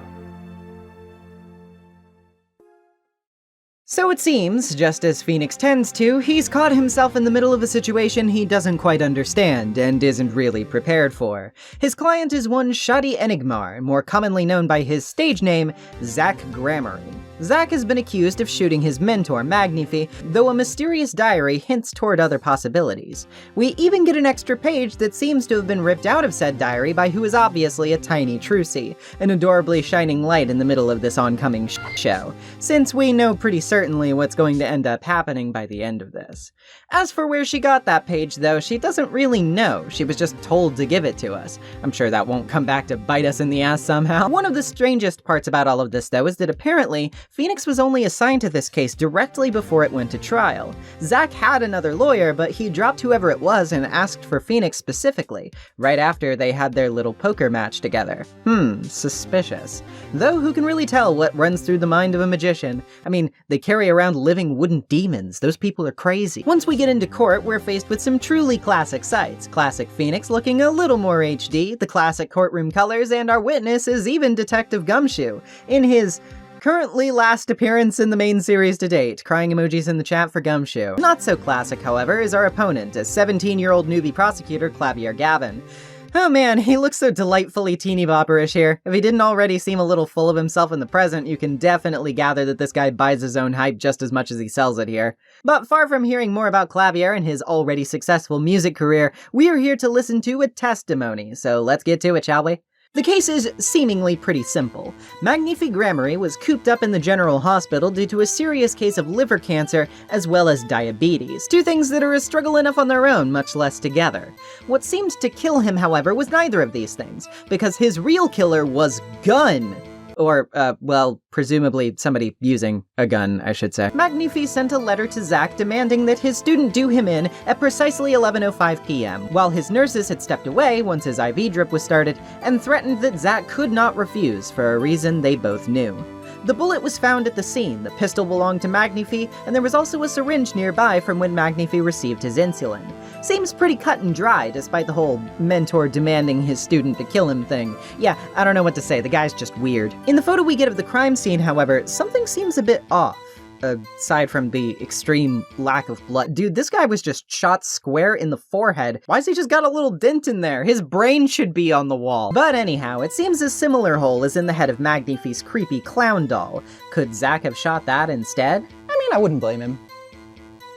I've buried more clowns than you can imagine. If he did indeed shoot the clown too, though, he couldn't have shot NezumiVA afterward. The pistols were show pistols, which, while functional, were related to a retired magic act that Zach and his partner Volant did. A quick-draw shoot-'em where they shot past a woman and both barely missed her, their bullets ricocheting off and breaking tons of other stuff instead. They don't do this act anymore, though. Wonder why. Anyway, put simply, the chamber had only room for one bullet, and though NezumiVA may have been talented enough to sneak the gun in, it's doubtful whether he could have gotten multiple bullets past hospital staff. There are also no fingerprints on the gun, so Zach's off the hook, right? Well, not quite. It seems his partner is set on testifying against him, meaning yes indeed, it's time for us to cross-examine Volant Gramarye. Fun fact I didn't know about him until recently, by the way, but Volant's young design here was actually thought of first when designing his character. The designers then based his future appearance, that we see in the game's present day, off of this initial design. Kind of a neat way of doing things. But enough trivia. What's Zach got to say about all of this? Well, he confirms he shot the clown, just like we suspected. As for what really happened, though, there were two pistols present when he arrived, and he took the one he used with him when he left. He also had a talk with NezumiVA about something, but doesn't really elucidate any further. It's confirmed that a bullet was buried in the clown and matches the pistol's ballistic markings, but what's up with that possible second gun? Well, it seems we may know soon, as Volant also claims to have gotten a letter from NezumiVA threatening him in the exact same manner as Zach, for the exact same purpose. Though Volant claims he did the same as Zach, shot the clown, he also says that NezumiVA had already been killed by the time he arrived. As his letter specified, he showed up sometime after Zach. Volant confirms only one pistol was present when he arrived though, which throws things into suspicion if Zach shot the clown. In his next testimony, Volant says the doctor claimed NezumiVA's time of death as precisely 11:10 p.m. Why was he so sure though? Well, it's because the gunshot knocked the IV out of NezumiVA's arm, not how that works, but okay. And therefore his IV drip stopped. Given the amount of liquid remaining and the time the IV was administered, it could be precisely estimated when he was shot based on when the IV stopped running. Volant even thanks his lucky color for the occasion, but dude, the IV looks green, not yellow. Is he just colorblind? Well, no, the liquid is actually yellow, according to Clavier. It's just in a blue bag. But how would Volant know that if he hadn't seen the IV liquid somewhere else before? You know, it was pretty strange how that insulin syringe at the scene was awfully clean. Did Volant use it to, perhaps, add more liquid to the bag in order to frame Zack and throw off the time of death? We seem to have gotten this locked in, but Clavier's got one more point of contention: the diary. Magnifi's diary speaks of how he just got his IV, and that tonight, one of his disciples will probably shoot him. Since Zack was invited first, with Volant arriving later, Clavier argues this being the last page written means he was shot by Zack, because Magnifi's phrasing about whether the diary would continue implies he would continue writing if he hadn't been shot by one of them. Now, this is all a little silly for several reasons, but stick with me here. Obviously, Phoenix is quick to point out the rip in the notebook and to show the page he received from Little Trucy earlier. One that says Fate's clock has stalled for a bit, but surely he'll die in the next 10 minutes. Surely this implicates Volant, right? Well, no, because you see, Clavier has us pinned. He calls in a special witness, Drew Misham, who confirms that he forged that diary page and that it's a total fabrication. Apparently, word got to the prosecutor's office ahead of schedule, a little tip that phony evidence may be in play today, and the Purple Rockstar was on the lookout for it. We just presented it. Of course, Phoenix denies knowing anything about this, but whether he knew it was a fake or not, he still handed it over. It was all a trap. A fatal trap.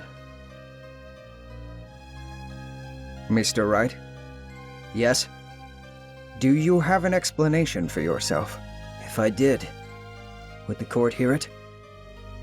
Probably not. Forging evidence is a serious crime, and presenting it in court, a serious mistake. A fatal mistake for an attorney. Fatal too, perhaps, for your client, I fear. And so, fate was sealed. Drew Misham leaves, promising to remember Phoenix, and Phoenix himself is disbarred for this folly. As for Zack Gramarye, before he's able to be convicted, he pulls what he calls the Gramarye Miracle, a grand disappearing trick which he apparently never comes back from. Erased from this world before he can ever be found guilty. What he leaves in his wake is many things: a confused, jobless Phoenix, a suspiciously begrudged partner, and a loving daughter, too young perhaps to realize why she'll never see her father again. The solution to all of this? It won't be given for another 7 long years. But as for my critique, thankfully I won't make you wait that long. Let's get into it. So, we knew from the get-go that we would eventually have to receive the backstory for why Phoenix lost his attorney's badge, and here it is. As difficult as that premise may have been to accept, I would argue that if you could at least give me a good enough reason for it, I'd be able to reckon with it. That said, does this flashback give me an adequate basis? Yeah, not really. The whole thing is a bit of a logistical mess, and while some of my issues do technically have explanations, others are just kind of shrugged off. For example, I could say that Phoenix was only just assigned to this case like yesterday, and therefore argue that he didn't have time to prepare forged evidence in the first place, especially not the kind that the prosecutor's office could be tipped off about. But they do technically have an answer for this one. Apparently, defense attorneys are only registered in the court's records of a case the literal day before a case goes to trial, meaning they would have no way of knowing this. Kinda seems like a stupid rule in my opinion, but okay, at least you gave me an answer. What I find a little harder to believe is that the punishment for this is so unbelievably harsh. I know defense attorneys in the AA universe are sort of underdogs, after all that's part and parcel of the game's premise and a big portion of its comedy. But do you really mean to tell me that Phoenix gets one strike of this variety and he's completely out of the game? In a world where Manfred von Karma exists? Granted, it is suggested that Manfred was repeatedly covered for by the prosecutor's office, but he at least suffered one exposure from Gregory Edgeworth, right? That's like literally the whole reason he killed that guy. The whole reason the DL6 incident happened. But what did von Karma suffer during that little incident? A penalty. For a guy of his pedigree, that's little more than a slap on the wrist given the circumstances, regardless of his hyperbolic response. Hell, even Edgeworth was implied to have used falsified evidence. Sure, it's later clarified in Rise from the Ashes that he had no idea at the time, and is clearly very upset by it once he finds out, but is that not pretty much exactly what's happening to Phoenix here? But Manfred von Karma wasn't disbarred, Edgeworth wasn't disbarred. It seems a little strange that this is seemingly the only actual example we have of this happening to someone so far in-universe. And the perceived crime is something we've seen other lawyers escape with little more than a warning for. It kind of feels like it ends up undermining the whole intent behind this portion of the case. And as difficult as Hobo Nick's transformation already was for a lot of series veterans, I've seen more than my fair share of people who got really pissed off about this for that exact reason. If the logic seems fudged to fit the desired narrative outcome, people are going to call it out for not being good enough, and I kinda can't help but agree a bit here. Sure, I realize what they're going for, and as it ties to the rest of the case, I don't think it's a bad idea at the very least, but this whole plot point needed more time in the cooker, more time in the drafts to reach its full potential, I think. Nothing kills intrigue for a potentially interesting story more than a flubbed delivery, especially one which confuses its means with its end. Come to think of it, there's quite a bit of extra suspension of disbelief I feel I'm being expected to take on here. This murder took place at a hospital, right? And Magnifi specified the arrival time in his letter to Zack, specifically so it would be right after the nurse came and went so that they could have privacy. But like, did nobody in the hospital hear a gun go off? If you want to say they all just happened to be far away enough at the time, that's a stretch, but I could accept it. But you're telling me 2 of these shots rang out at different intervals and no one heard either of them? Allow me to call shenanigans on that one. I don't care how magic he is, he can't make everyone's ears disappear. I don't want to make it seem like I'm entirely dogging on this section though. It's definitely not as if it has no merits to speak of. For one, returning to the classic courtroom and having the same music is really fun. A little nostalgia-baity, maybe, but it's still a neat thing to do. I'll never complain about seeing more Gumshoe, even if his HD sprites do look a little melty for some reason. Really, the funniest part about this section in the art department, which I guess was slightly unavoidable, is that the Apollo Justice characters look quite a bit different from the original trilogy characters, at least in the original DS release. There, Phoenix, the Judge, and Gumshoe all obviously have their sprites reused from previous titles, and those were all pixeled for the GBA. The AJ characters though, Zack, Trucy, Volant, Clavier, and Misham, were all pixeled with the DS in mind, therefore they appear quite a bit more detailed and have a bit more nuance in their colors. It definitely stands out and does ruin the flashback immersion just a little bit. I guess in this sense, this actually ends up working a bit better in the HD port where everyone looks more or less like they're in the same art style, though that art style is still different from the original trilogy collection, so it still ends up feeling different despite meaning to look the same. Oh well. I also think the characterization is pretty good here. It's cool to see the Nick we're more used to, but also with a bit of an additionally confident and cocky streak to his inner monologue. You really get the sense that this is the guy riding the high of clearing bridge to the turnabout, with even more victories under his belt afterward.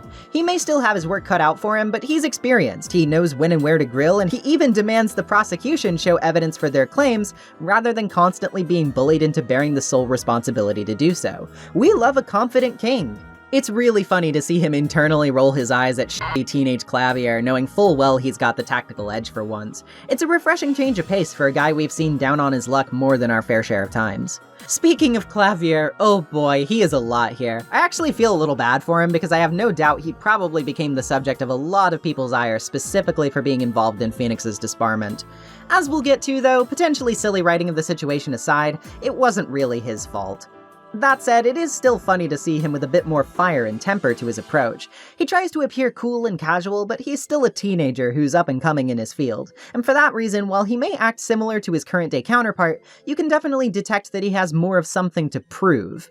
It makes sense that someone with a brother who is so affluent and so well-respected in the legal field would want to prove himself when what he's had until this point, while nothing to sneeze at, could be dismissed by snootier types as lacking any real intellect or what have you. He's not just a rock star who plays for squealing crowds, he's a lawyer, damn it, and he can do this on his own. It's for that very reason that he seems a little more overzealous in his pursuit of Phoenix, probably at least partially because he's anticipating the guy to cheat, but also because Phoenix has been so successful and garnered such a name for himself. In a way, one can't help but wonder if he's sort of spiritually competing with his brother here by using Phoenix as an outlet for that conflict. Things to ponder. I also have to give props to the characterization of both Zack and Volant here. Sure, they're arguably both pretty bad people for different reasons, but that doesn't mean that they're not compelling to me. Zack in particular is boisterous, charismatic, and oddly personable when he wants to be.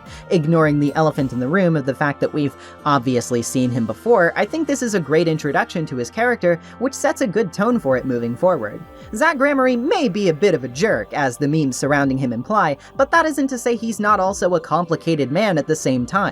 It's easy to list off the things he does wrong here, especially disappearing without a trace and leaving his daughter without an actual family member to rely on, but it's not as if looking at him you can't see the qualities that people like about him. His whims are mysterious, but even though they'll be elaborated on more in this upcoming section, I kind of vibe with that sort of character ambiguity. Sometimes you never really can reconcile the complicated aspects of a person. Sometimes you can love things about someone while also recognizing that on the whole, they kinda act terribly. That's just true to life, and in a game so often full of that which isn't, it's nice to see a little of that nuance poking through.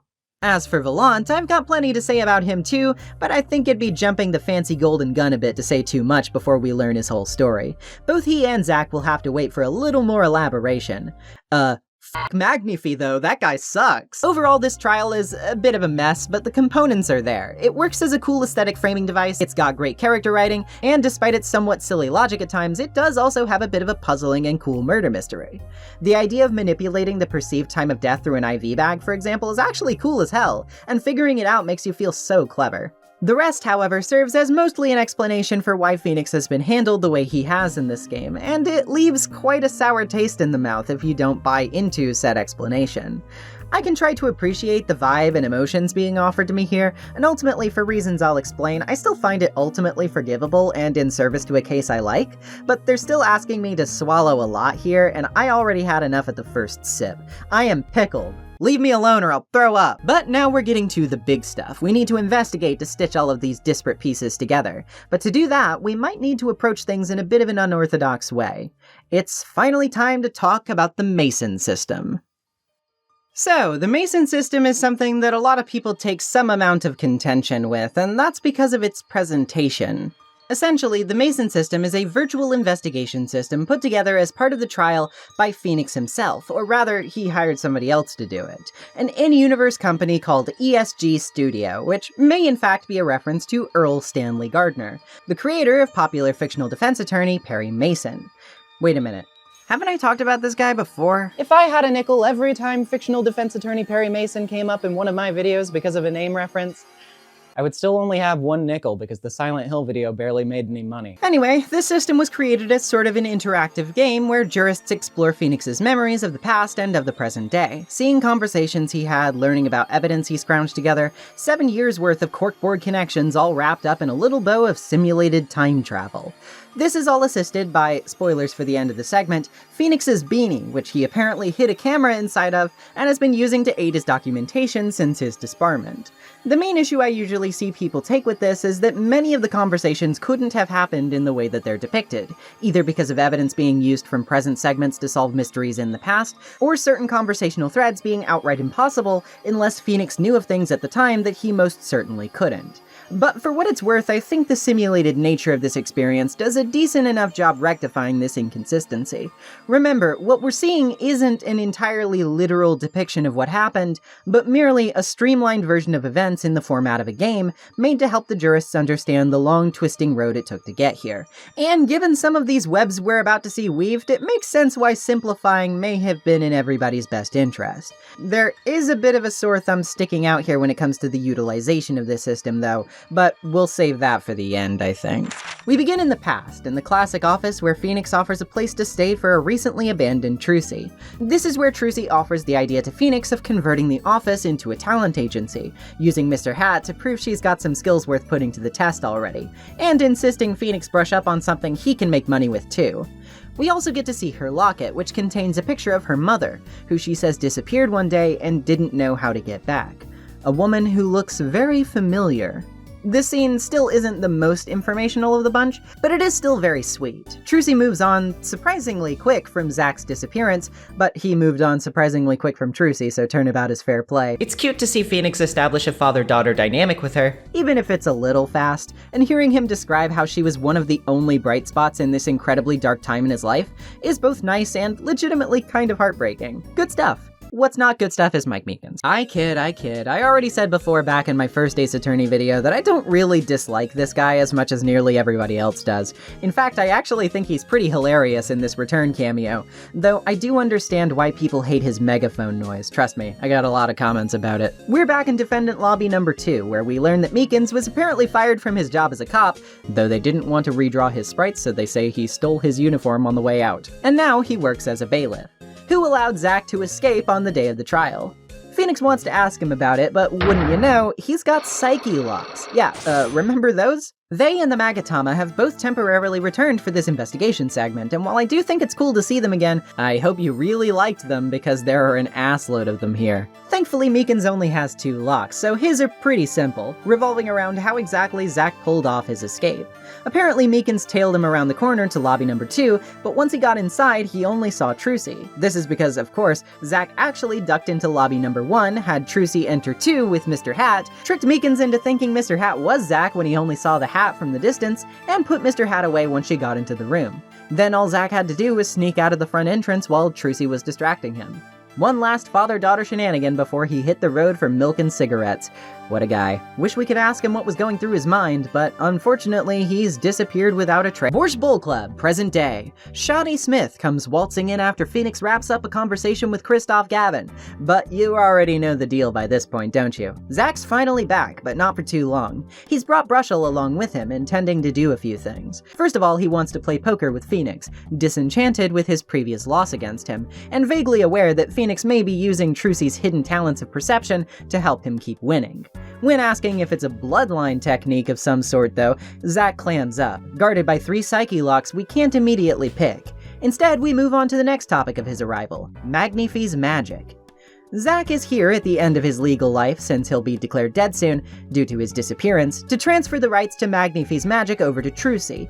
He brought Brushel to notarize and wants Phoenix to be a witness. Obviously, Phoenix is down and receives the letter making it official, the one we got from him earlier in the case. We also learn from Brushel after prodding Zach about Thalassa Gramarye that she was not only Trucy's mother, but Magnify's only daughter, a confession which earns him a slugging from an angry Zach.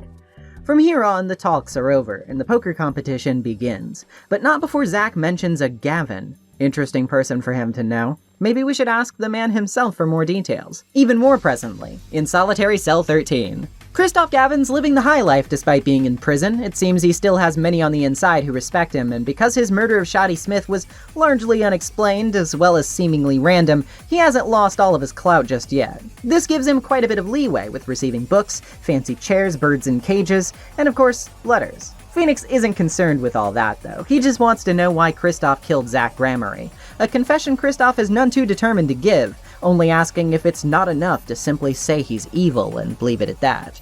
We also learn that Phoenix and Christoph have been close friends for the past 7 years, ever since Christoph was the only person who defended Phoenix during his disbarment from the Bar Association Review Board.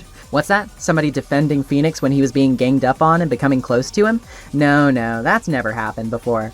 Though it definitely doesn't seem that this turned out as nicely as it did with Edgeworth. And Phoenix is just as determined as in that instance to learn what exactly drove Christoph to this point.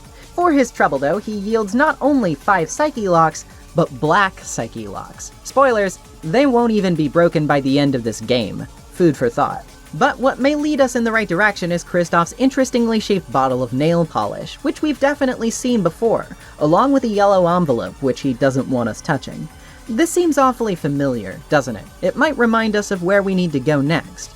As we head to Drew's studio in the past. There we find Drew Misham, not quite dead yet at the time, who Phoenix chats with about his forgery business. He says he started it because his wife was disenchanted with him and his lack of ability to succeed with art, necessitating this grind so that he could take care of his daughter. He didn't know what the forged diary page was going to be used for, but he did get a lot of cash for it. He also confirms the original diary page, while being the basis for the forgery and its handwriting, did not contain the same text as the forgery itself did. We have to break a couple of psyche locks though to get him to admit that his daughter was actually the one making these forgeries. Apparently, Vera's something of a prodigy, but she was the only one who actually spoke to the client face to face for this reason. We also find the stamp of Troop Gramarye on her desk. Given the chance to talk to Vera, we have to show her said stamp to get her hyperfixation brain going, at which point she starts opening up to us about many things. The fact that she's afraid to go outside due to almost being kidnapped in the past, the good luck charm she received from her client if she wanted to go outside, and the stamp she received, something she got from the client, who she talked to about Troop Gramarye exhaustively that day. When asking who the client was, she doesn't want to talk, but when we grill her about the nail polish being her good luck charm, we reveal the truth. Christoph Gavin was the client, and not only that, Vera says she thinks she saw the devil's face near him while they were speaking somehow. Quite the loaded and familiar statement, isn't it? But we've got a bit more legwork to do before we can put this to good use. First, we need to see another probably guilty fellow, Valant Gramarye, down at the detention center of the past. There he once again denies killing his mentor, but has about 4 psyche locks to break when we prod about whatever blackmail NezumiVA held over his and Zach's heads. The truth of the matter is that during the quick draw shoot'em act there was an accident. Zach and Valant shot at the same time, but one of them ended up hitting Thalassa that day. Apparently she died, and her death is exactly what NezumiVA controlled their lives with from then on. Valant admits to the incident, though insists it was accidental. As for why NezumiVA covered the incident up, he wanted a smooth transition while passing the torch to his disciples, and thus forced the partners to toil for him in atonement for what they'd done. Trucy, of course, was never informed. Valant also mentions Brushel hanging around all the time afterward, and how though Zach had come to trust him, Valant never liked him one bit. We might need to ask Brushel a few questions though, which is convenient because we can find him back at Drew's studio, this time in the present. He gives us some of arguably the most important information in the entire game, believe it or not, so stay seated for these doozies. First of all, he mentions Misham's paranoia of being watched, and says he felt it too, ever since the case 7 years ago. He wonders if emerging into the open was the reason Zach was killed, and talks a bit about his relationship with Troop Gramarye. He says Valant has been patiently waiting for Zach's death to go official so he could capitalize on NezumiVA's magic, but his big show will be ruined once Zach's notarized letter to Trucy is revealed. He also says Valant lost out to Zach in love, too, meaning Valant fancied Thalassa, can't blame him, and was passed up for Zach. Zach wasn't the only man Thalassa ever loved though, apparently, as she actually had a previous husband who died and an apparent child from that marriage who slipped through the cracks. This child, of course, wasn't Trucy, though she did inherit the Gramarye power, a power said to be held by NezumiVA and Thalassa, and presumably this child as well. Maybe we should ask Zach about this. He's still got some psyche locks after all. Although this conversation is a bit more speculative in nature, given the information Phoenix needs to prompt it wasn't in his hands at the time. In any case, virtual Zach's psyche locks can be broken by first exposing Thalassa's relation to NezumiVA, and the accident that evidently took her life. This leads to talk of Thalassa's missing child and who it could possibly be. Given that there's only one other person we know who has a strange power of perception and a bracelet that looks an awful lot like Thalassa's, we can be pretty certain that it's Apollo. Wouldn't you know it, Apollo and Trucy are half-siblings.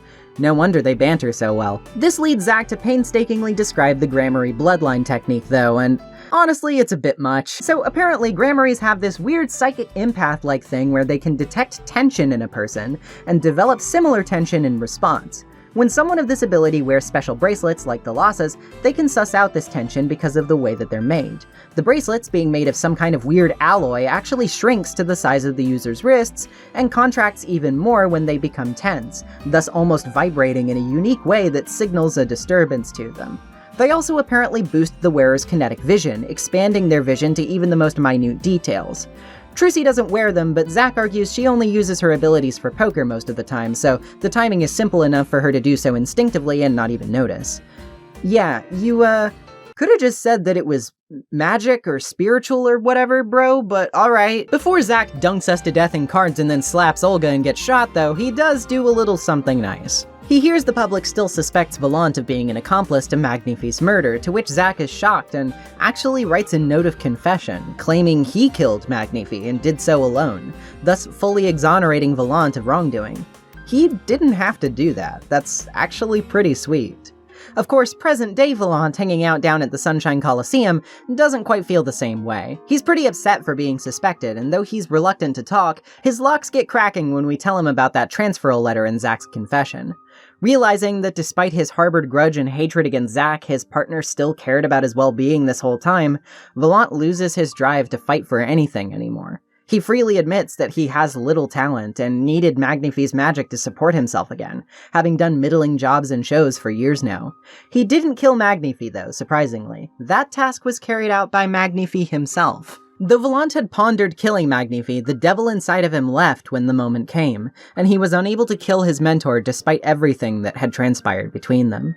When the smoke cleared and Magnifi had taken his own life though, Volant became angry once again. He repurposed his plan that he'd come up with to frame Zach for the murder, should he have pulled the trigger, making Magnifi's exit from the stage look as though it were done by Zach rather than the old man himself. But now, all of that is but a distant memory. Volant has nothing but the guilt, and so he decides to turn himself in, presumably for the murder, even though he didn't do it either. My partner may have vanished, but not so my guilt. And as my guilt stays, all else begins to leave me. My friends, my performance rights, my magic. I've had enough of vanishing acts. I understand. I thought my life was ruled by a dead man.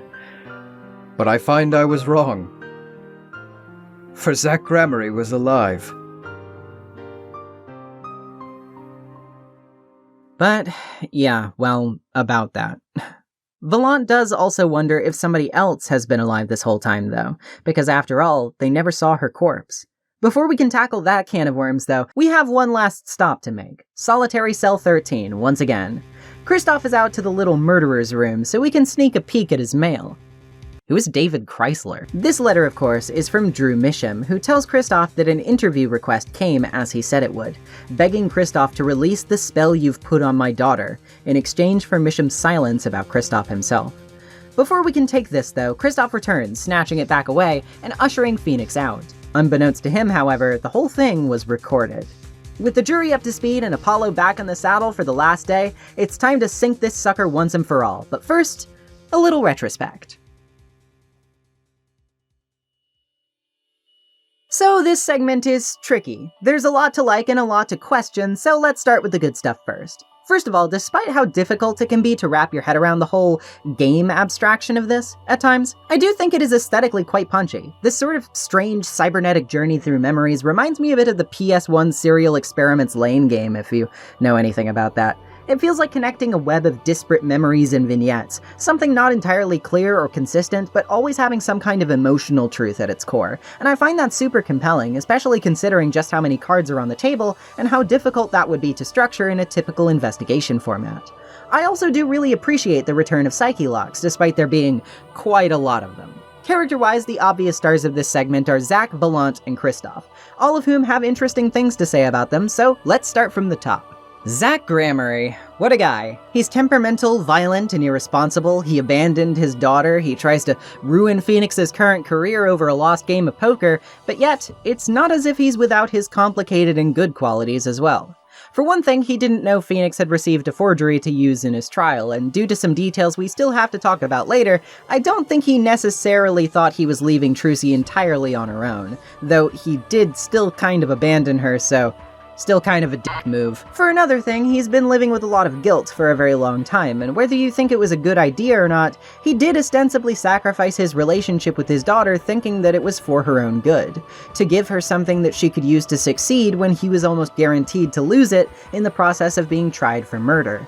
Sure, he may have wanted to get off free if he could, but ultimately that situation didn't play out in his favor, so it makes sense in a sort of twisted way that he'd want to give her some security to fall back on in the form of Magnifi's performance rights. There's also his surprising affection for Volant, which emerges in the form of a full confession to a crime he didn't even commit just to help him save face, something that would inevitably ruin his entire legacy, and what people thought about him forever in the process. And that's not something someone can do so casually without at least having a deep affection for the person in question. Volant was in many respects like a brother to Zach, and seeing these things contrast his more flawed behaviors and actions do, at least to me, suggest that Zach wasn't a complete asshole. On the other side of this though, he does try to take down Phoenix for petty reasons, incredibly petty reasons. He only lost poker one other time to NezumiVA and he didn't intend to lose again. Furthermore, he felt as though Phoenix was using Trucy's abilities for his own gain and wanted to expose him, thus ruining the only thing he had left in the process.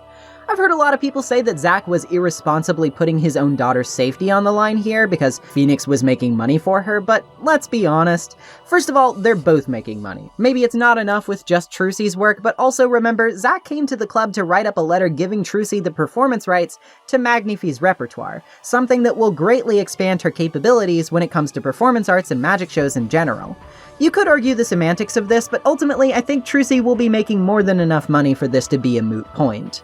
What's really at stake here is Phoenix's pride, and Zack wants to knock it down a peg because his own was damaged. Little Trucy says it herself earlier that her dad was always talking about foolish pride. It's a character flaw that Zack sees in others what he cannot change about himself. Stubbornness, arrogance, and pride, which leads to self-destructive behavior. It casts a bit of a dour note on him in spite of all of his good points, but isn't that pretty realistic, all things considered? Sure, he was a bit of a huge tool and made more than a few incredibly huge mistakes, but he is human, and I find that more compelling than a character who is perfect, personally. On the other side of this, you have Volant, a guy who ostensibly seems a better character than his partner, yet suffers for similar reasons. Volant is egotistical and very prideful, but he hasn't gotten what he feels owed, and that jealousy poisons his life. He lost out on the love of Thalassa, was driven into the ground by NezumiVA, and even though he tried to do the right thing by resisting his temptation to shoot his master, the rejection and envy he felt led him to do a terrible thing to get back at Zack. Even in the wake of his disappearance, the rumors he came to endure damaged his career, and his self-admitted lack of talent led even that to dwindle to almost nothing. He's bided all this time thinking that he could finally reach the point where he could take back from Zack what he was owed, but when he realizes that not only is his shot gone, but Zack actually selflessly sacrificed his entire potential legacy just to save him from scrutiny, he relents. He has nothing left but the guilt that eats away at him, wondering if he hurt Thalassa, knowing that he hurt Zack. All of this spiraling out in a way he couldn't begin to imagine.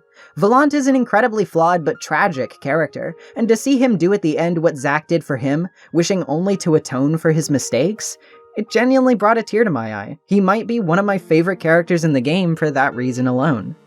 And then you have Kristoff. It's definitely a bit of a shock to realize he has far more wide-reaching influence on this plot, I can tell you that much.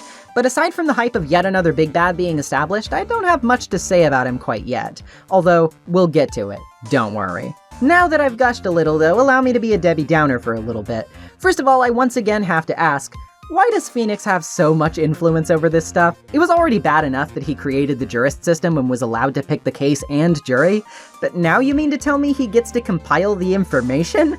Hell, he gets to compile the information and then manipulate its presentation to suit his own ends? I mean, sure, I get it, streamlining, but why is he even allowed to touch it in the first place? Why is he able to record Kristoff's mail and shove that in the record too?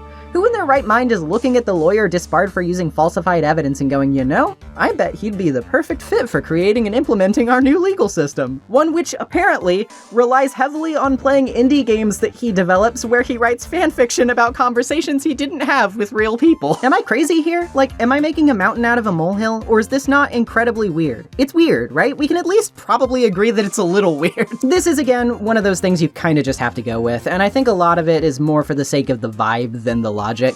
But that doesn't mean it can't still stick in my craw, you know? I also need to question the judgment of Drew Misham for a second here too. Why did this guy allow a stranger, who he had never seen, to have a lengthy conversation with and give gifts to his, 12-year-old daughter? Does that not seem like an obvious red flag to you? Do you actually use that paint or do you just drink it? I mean, as if I would let a mysterious stranger into my house for unknown reasons. What? One thing I do want to preempt here, though, is apparently some people have a real issue with Vera's kidnapping backstory. I've seen a lot of people say that it never comes back up, so therefore it's irrelevant or a dropped plot point, but I don't really agree with this one. It's not as if everything needs to be tied into the big tangled web of plot to be important on an individual character level. Vera's a character who is defined by her fearfulness of the outside, and more largely, of people. She's vulnerable to Kristoff's manipulation precisely because she is inexperienced with people and with the world at large, and she's also remained isolated and protected by her father until now, specifically to shield her from the ugly truths of the world. Hell, she was a big part of the reason for the dissolution of Troop Gramarye, one of her favorite groups of people of all time, and she doesn't even know about that. Nobody ever told her. Her dad used her talents to make forgeries, which can and has ruined lives, and yet she's remained completely oblivious of that, too. I wouldn't say that this is a failing on Vera's part necessarily, especially since most of this started when she was a child, and she was very sheltered from that point onward, but it sets a precedent for what her function to the story and its themes is, and naturally, it makes sense that there needed to be some sort of inciting incident which made her the way that she is. Her kidnapping isn't expounded upon because it serves its purpose merely by being mentioned. It explains why Vera is distrusting of people, and why she's so chronically averse to going outside. Period. The end.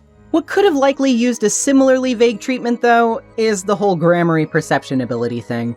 Don't get me wrong, I think Apollo being Thalassa's kid is a pretty cool twist, and I think it definitely strengthens the bond between him and Trucy in retrospect. The whole pseudo-science-y explanation of the ability, though, it's just kinda silly to me, sorry. I can accept it, granted, it's not like it's a huge deal that ruins the scene for me or anything, but it's a bit too much legwork for something that really didn't need it in my opinion. This is a series where spirit mediums can channel dead people and look exactly like them, even down to their exact body shape, just because. I think people would have been fine enough with the explanation if you told them, I don't know, this one specific family just has a weird supernatural ability that they've honed and passed down. It's no more unbelievable than any of the other stuff we've seen in this franchise so far, but no, yeah, we need to explain it with special alloys and tension-detecting bracelets. I don't know. I guess the whole vibrating bracelet thing is kind of a cool aesthetic, and the way it manifests for Apollo is neat, but yeah, the conversation just gets a bit jargony for my liking. Really overstays its welcome when the idea could have been gotten across a lot more simply, I think. Overall, the Mason system is following the pattern of this case so far. It has a lot of really compelling aspects and ideas, with a few half-baked ones thrown in the mix, which make it a lot more complicated to call sweepingly good. What is there to enjoy is enjoyable enough for me to like it, but not without some distracting cracks making me grit my teeth every now and then. But if anyone's poised to bring the oomph this case needs to land, who else could it be but Kristoff Gavin? And I think you already know he's the last loose end we need to tie up, so let's get into court, shall we? Phoenix has made a habit of ending guys' whole careers, including his own, but now it's Apollo's time to shine. God knows he'll need it, because he won't be getting many more. Today, we've got a bit of a heavy responsibility on our shoulders, seeing as our client could croak at any time.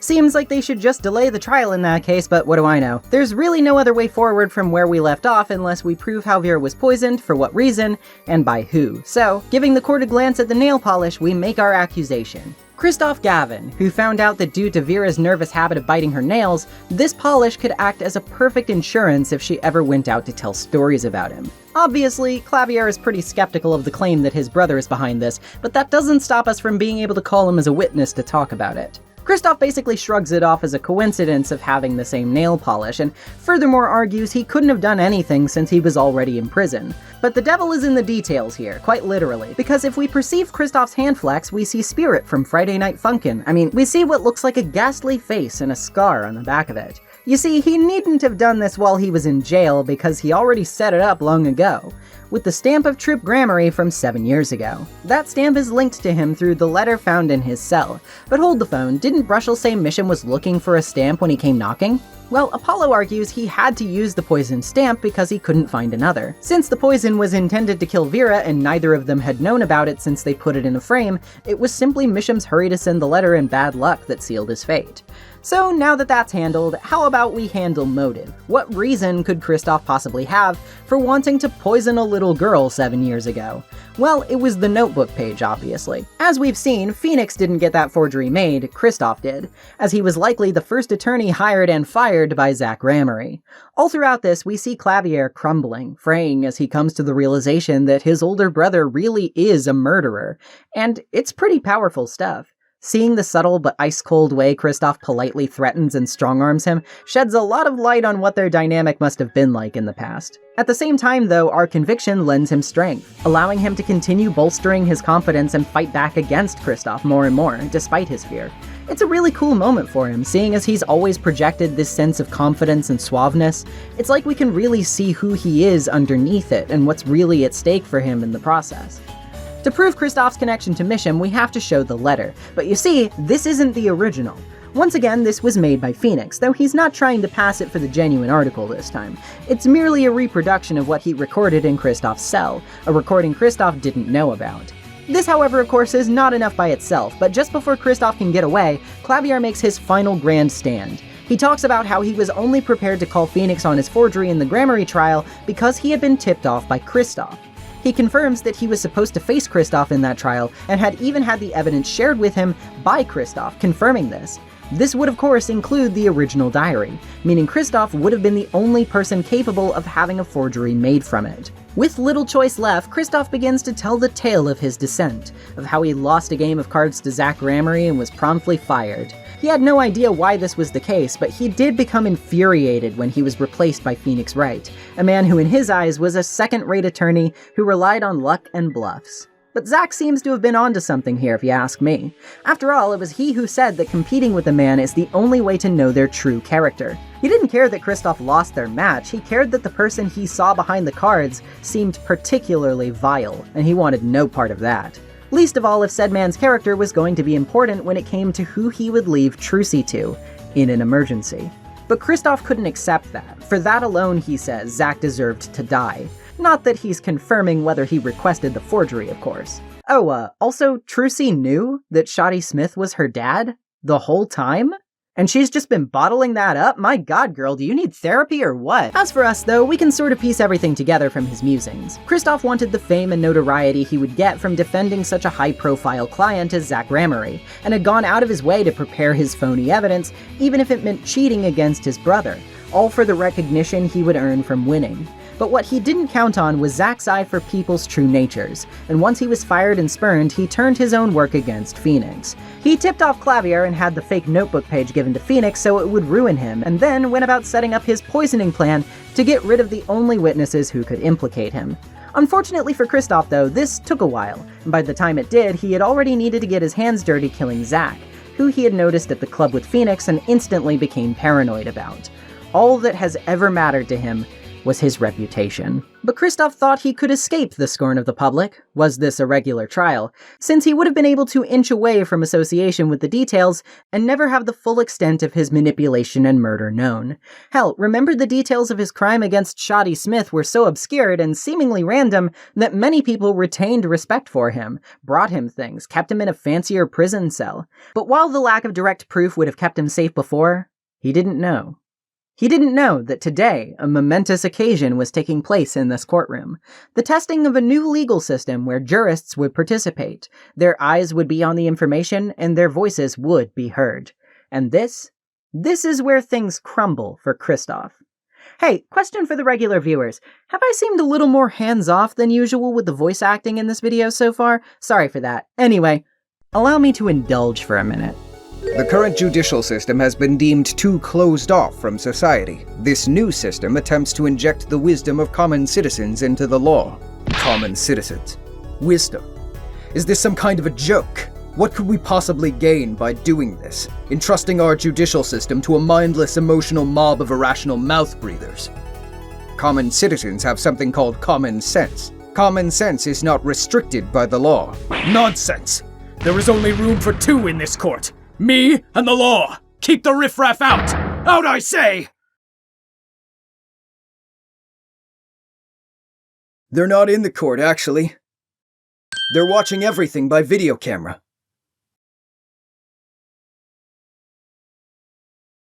How can you allow this? Incidentally, the one responsible for making this happen was Phoenix Wright. Phoenix Wright?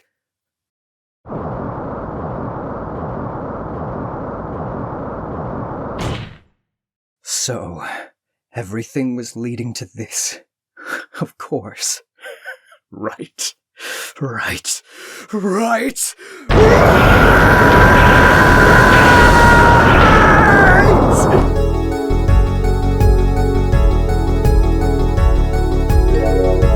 I won't accept. I can't accept. This is no court. Law. The law is everything. Law is absolute. You let ignorant swine soil your courts. Kristoff, it's over. Clavier! The law is absolute? You can't be serious. What? Odd. I thought you spent your life looking for loopholes. The law isn't absolute. It's filled with contradictions. The law is the end product of many years of history, the fruit of human knowledge. Like a gem, polished to a gleam through trials and errors. It is this fruit we receive, and pass on, and face in our time. And it is always changing, growing. Nurturing it is our task as human beings. Except for you, Kristoff. You aren't changing. You've stopped. You're not needed anymore. And so, all that's left is the vote. The judge hands the final decision to us, as we inhabit the shoes of a curious jurist number 6, who asks Phoenix about the rule of not being involved with the case if you're a jurist. Phoenix simply answers that the jurist was not involved with the case's development, and as we see their silhouette and distinct hand with the bracelet, we see the voter is indeed Lamiwar, the Lhasa Grammary. If we vote guilty here, we get a bad ending where the jury is split and the verdict is delayed long enough for Vera to die in the hospital. But obviously, in the good ending, Vera is declared not guilty. A moment which causes Kristoff to howl laughing into the halls of justice. A sound nobody would ever forget for the rest of their lives.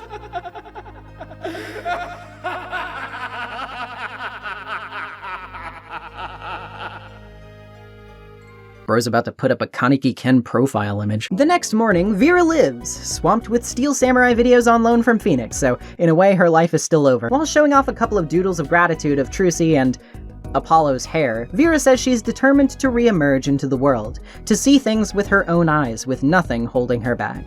Afterward, we see Phoenix conversing with Thalassa, who despite everything she's been through, feels blessed to know that she still has family in Apollo and Trucy, who she plans to tell about their relation when the time is right. Lady, it's been a while though. Finally happy to be alive, Thalassa thanks Phoenix for what he's done, and Phoenix regards that by saying people never die so easily, so long as they have something to live for.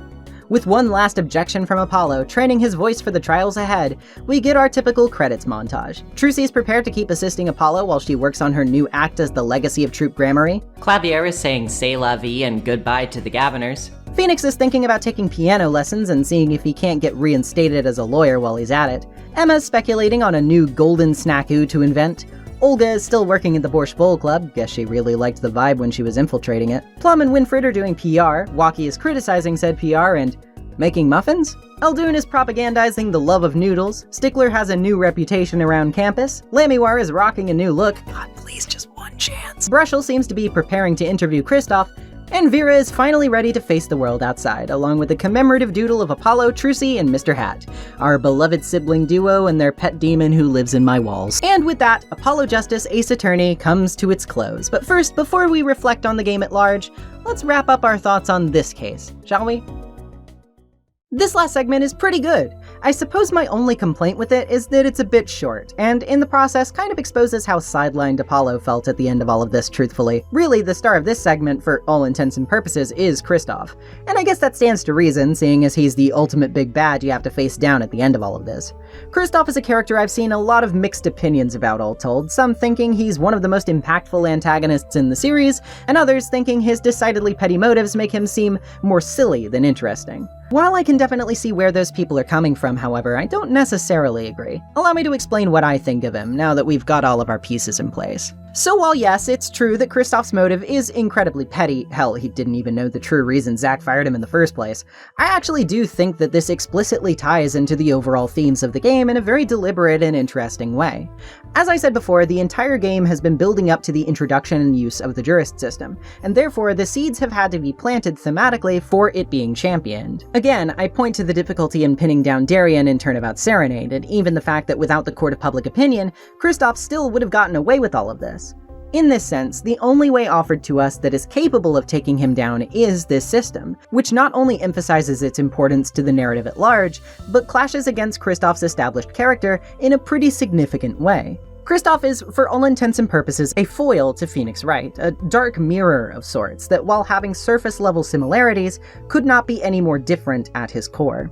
Phoenix, though he barrels his way haphazardly through trials, is ultimately a good person with a good heart who cares more about seeing to justice than anything else.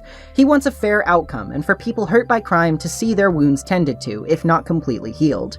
He also values the opinions and help of others, even if he can be a snarky little shit about it at times, frequently keeping a circle of people around him that can help cover him in the areas he's lacking in.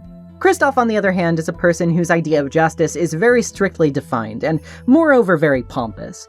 Due to his ability and intellect, Kristoff has cultivated a very self-centered attitude towards being a lawyer, one where the law is inflexibly rigid, favors competitiveness more than it does truth, and which ultimately rewards its victors with fame, prosperity, and respect. The reason he can't possibly comprehend the idea of a justice system which reaches its hands towards the public and asks for their input is because he fundamentally does not think the opinion of anyone aside from himself actually matters. To him, the court is a sacred ground where only those of a certain social standing should even be permitted to open their mouths, and that's not because they're even good or moral people, but because they've earned that right as everyone else's social betters, through their performance. This is, of course, why he has absolutely no qualms doing underhanded things like cheating, forging evidence, frame jobs, or even murder. Appearances are everything to Kristoff, and that which does not appear to the public eye may as well not even exist. The true self, the one inside of him that Zach Gramarye saw through, that doesn't matter to him.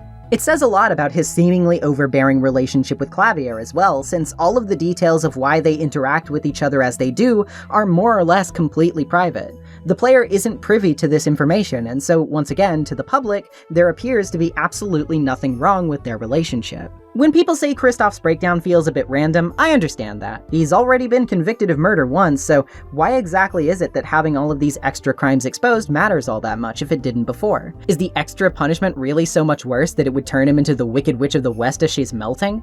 Well, no. This is all internal. This is all about his beliefs. As I said before, nobody really knew exactly why Kristoff killed Shoddy Smith. Sure, it probably did taint his reputation somewhat, but what he built beforehand was very strong, and judging by his accommodations, we can very clearly tell that this ambiguity has served him well in making sure he maintains influence and commands respect from others. What exposing his additional crimes serves is not only to prove that everything he's done is truly monstrous and petty, but it puts Kristoff's true self on display for everyone to see, even though he never wanted that. The public saw for the first time that Kristoff Gavin was nothing more than a self-serving, jealously petty, pseudo-intellectual manipulator and murderer, whose sole motive was licking his wounds after he was denied greater fame and hiding the things he did to ruin several innocent people's lives, all while standing on his pedestal and talking about how they're all stupid cave dwellers who were better off sticking their heads in the sand and letting the smart people do the thinking for them. He still stands by all of his actions and opinions, and he will never feel sorry for them, but he sure does hate to have them out in the open because that ruins his image. That's everything to him, and without it, he's nothing. In this sense, Kristoff truly is the last remnant of Ace Attorney's old guard, so to speak. So much of Apollo Justice as a game is about carrying the torch, passing things on to a new generation, and the change that naturally must come with that passing of the torch. The reevaluation of old systems, things and opinions we often take for granted in our time that we must allow to be malleable when those younger than us step up to the plate. Every game in this series up until this point has emphasized the problems with Ace Attorney's legal system, and how its imperfections often hurt and traumatize the people affected by it. Now we face somebody who has only ever benefited from that system, learned how to operate perfectly within it, and has only selfishly served himself with it while neglecting others. And what the game's really asking in doing so is if things can really stay the same once we know that. If we see a failing system propping up someone so determined to ignore its ultimate goal, who cares only about themselves and nothing about the people that they're meant to help, can we really stand by and just let it continue the way it is? Or do we need to take a risk? Do we need to put everything we have on the line for the one shot we can take at turning things around? Do we need to fight for change? And of course, the answer is yes, because the law cannot be inflexible. It needs to keep changing, but Kristoff hasn't changed. He's stopped thinking, and because of that, he and the system he represents are no longer necessary. I've also seen people complain a bit that Kristoff's black psyche locks are left vague, but truthfully, I think the vagueness is a little bit compelling personally. It leaves just a little bit of wiggle room to speculate about his character and experiences, but I also don't think it's so impossibly vague that we can't come to a reasonable conclusion. For me, I've always thought that it was pretty self-evident because of when the locks appear, which is when Phoenix asks about his motive. I think, in reality, Kristoff knows that Phoenix is better than him, somewhere deep down, but the last lock and key on his heart would be admitting that.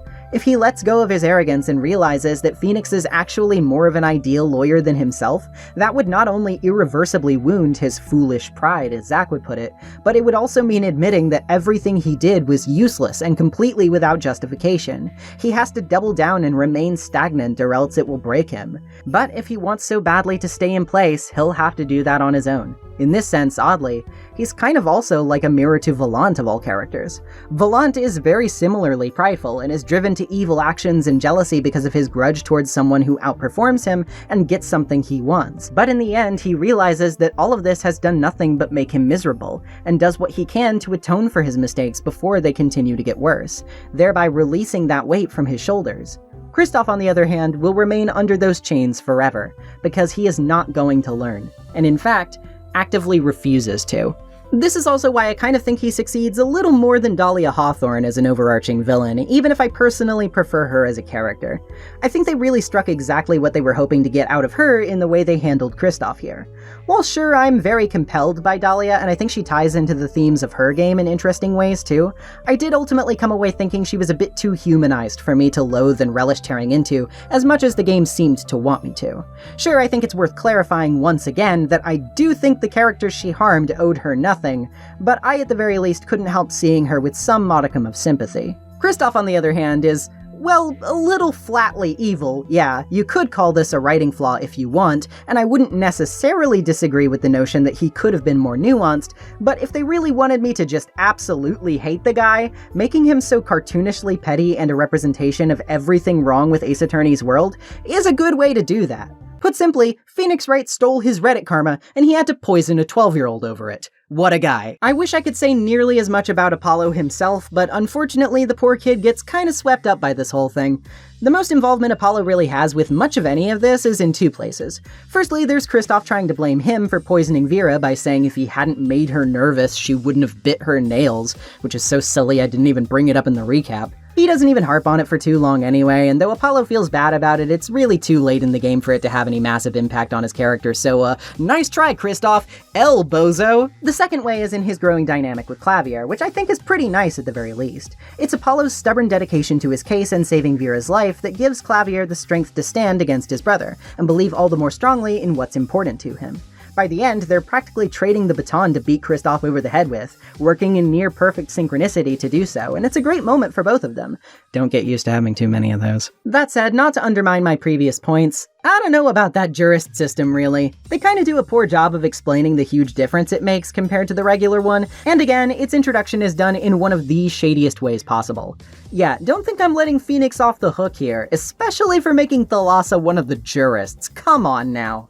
Oh, she didn't have any involvement in the development of the case. Sneak words won't get you anywhere with me, sir. You're supposed to be better than Kristoff, bro. Please act like it. Okay, maybe that's not entirely fair. I guess Phoenix Wright didn't try to kill a 12-year-old. Though I notice a suspicious lack of pearl around here, so how can I really be sure? But really, the biggest problem with this case is probably its shift of focus largely toward Phoenix, and I'm gonna hold off on getting into that can of worms for a minute longer because it has more to do with my overall cumulative thoughts on this game, and I want to wrap that up first. Turnabout Succession is a lot of things. It is incredibly flawed, its logic is messy, it has some pretty stupid and confusing contrivances, and some of its narrative cornerstones feel so forced that it kinda makes me want to tear my own hair out. It's like it wanted to be even bigger and grander than the last game's final case, but failed to remember that Bridge to the Turnabout was the climax of an entire trilogy of games, and this one could have stood to be about as patient before attempting the same. Despite all of that, though, it is bombastic, it is earnestly invested in its own narrative weight, it is complexly interwoven in a way that feels truly grand, and it has a fantastic takedown of a thematically resonant villain who ties a bow on the whole package in a way which, even if not completely, still largely makes up for a lot of its mistakes, at least for my money. It's also pretty perfect in terms of difficulty, in my opinion, taking a pretty natural escalation while not having nearly as much BS as Serenade before it, making the leaps you have to take much more manageable, even if the penalties do get quite a bit more intimidating sometimes. Plus it has Gumshoe, which automatically makes it the best case in the game. Apollo Justice may have been a wild and bumpy ride, but at least the last loop was fun. I just can't guarantee the turbulence won't make you puke. Oh god, does anybody have a paper bag?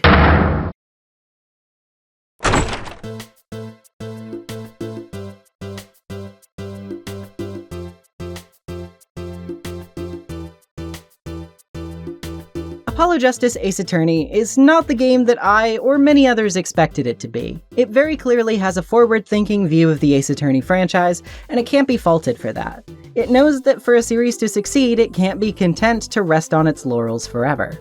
In a sense, it was its own jurist system, trying to emphasize the importance of change for something's longevity.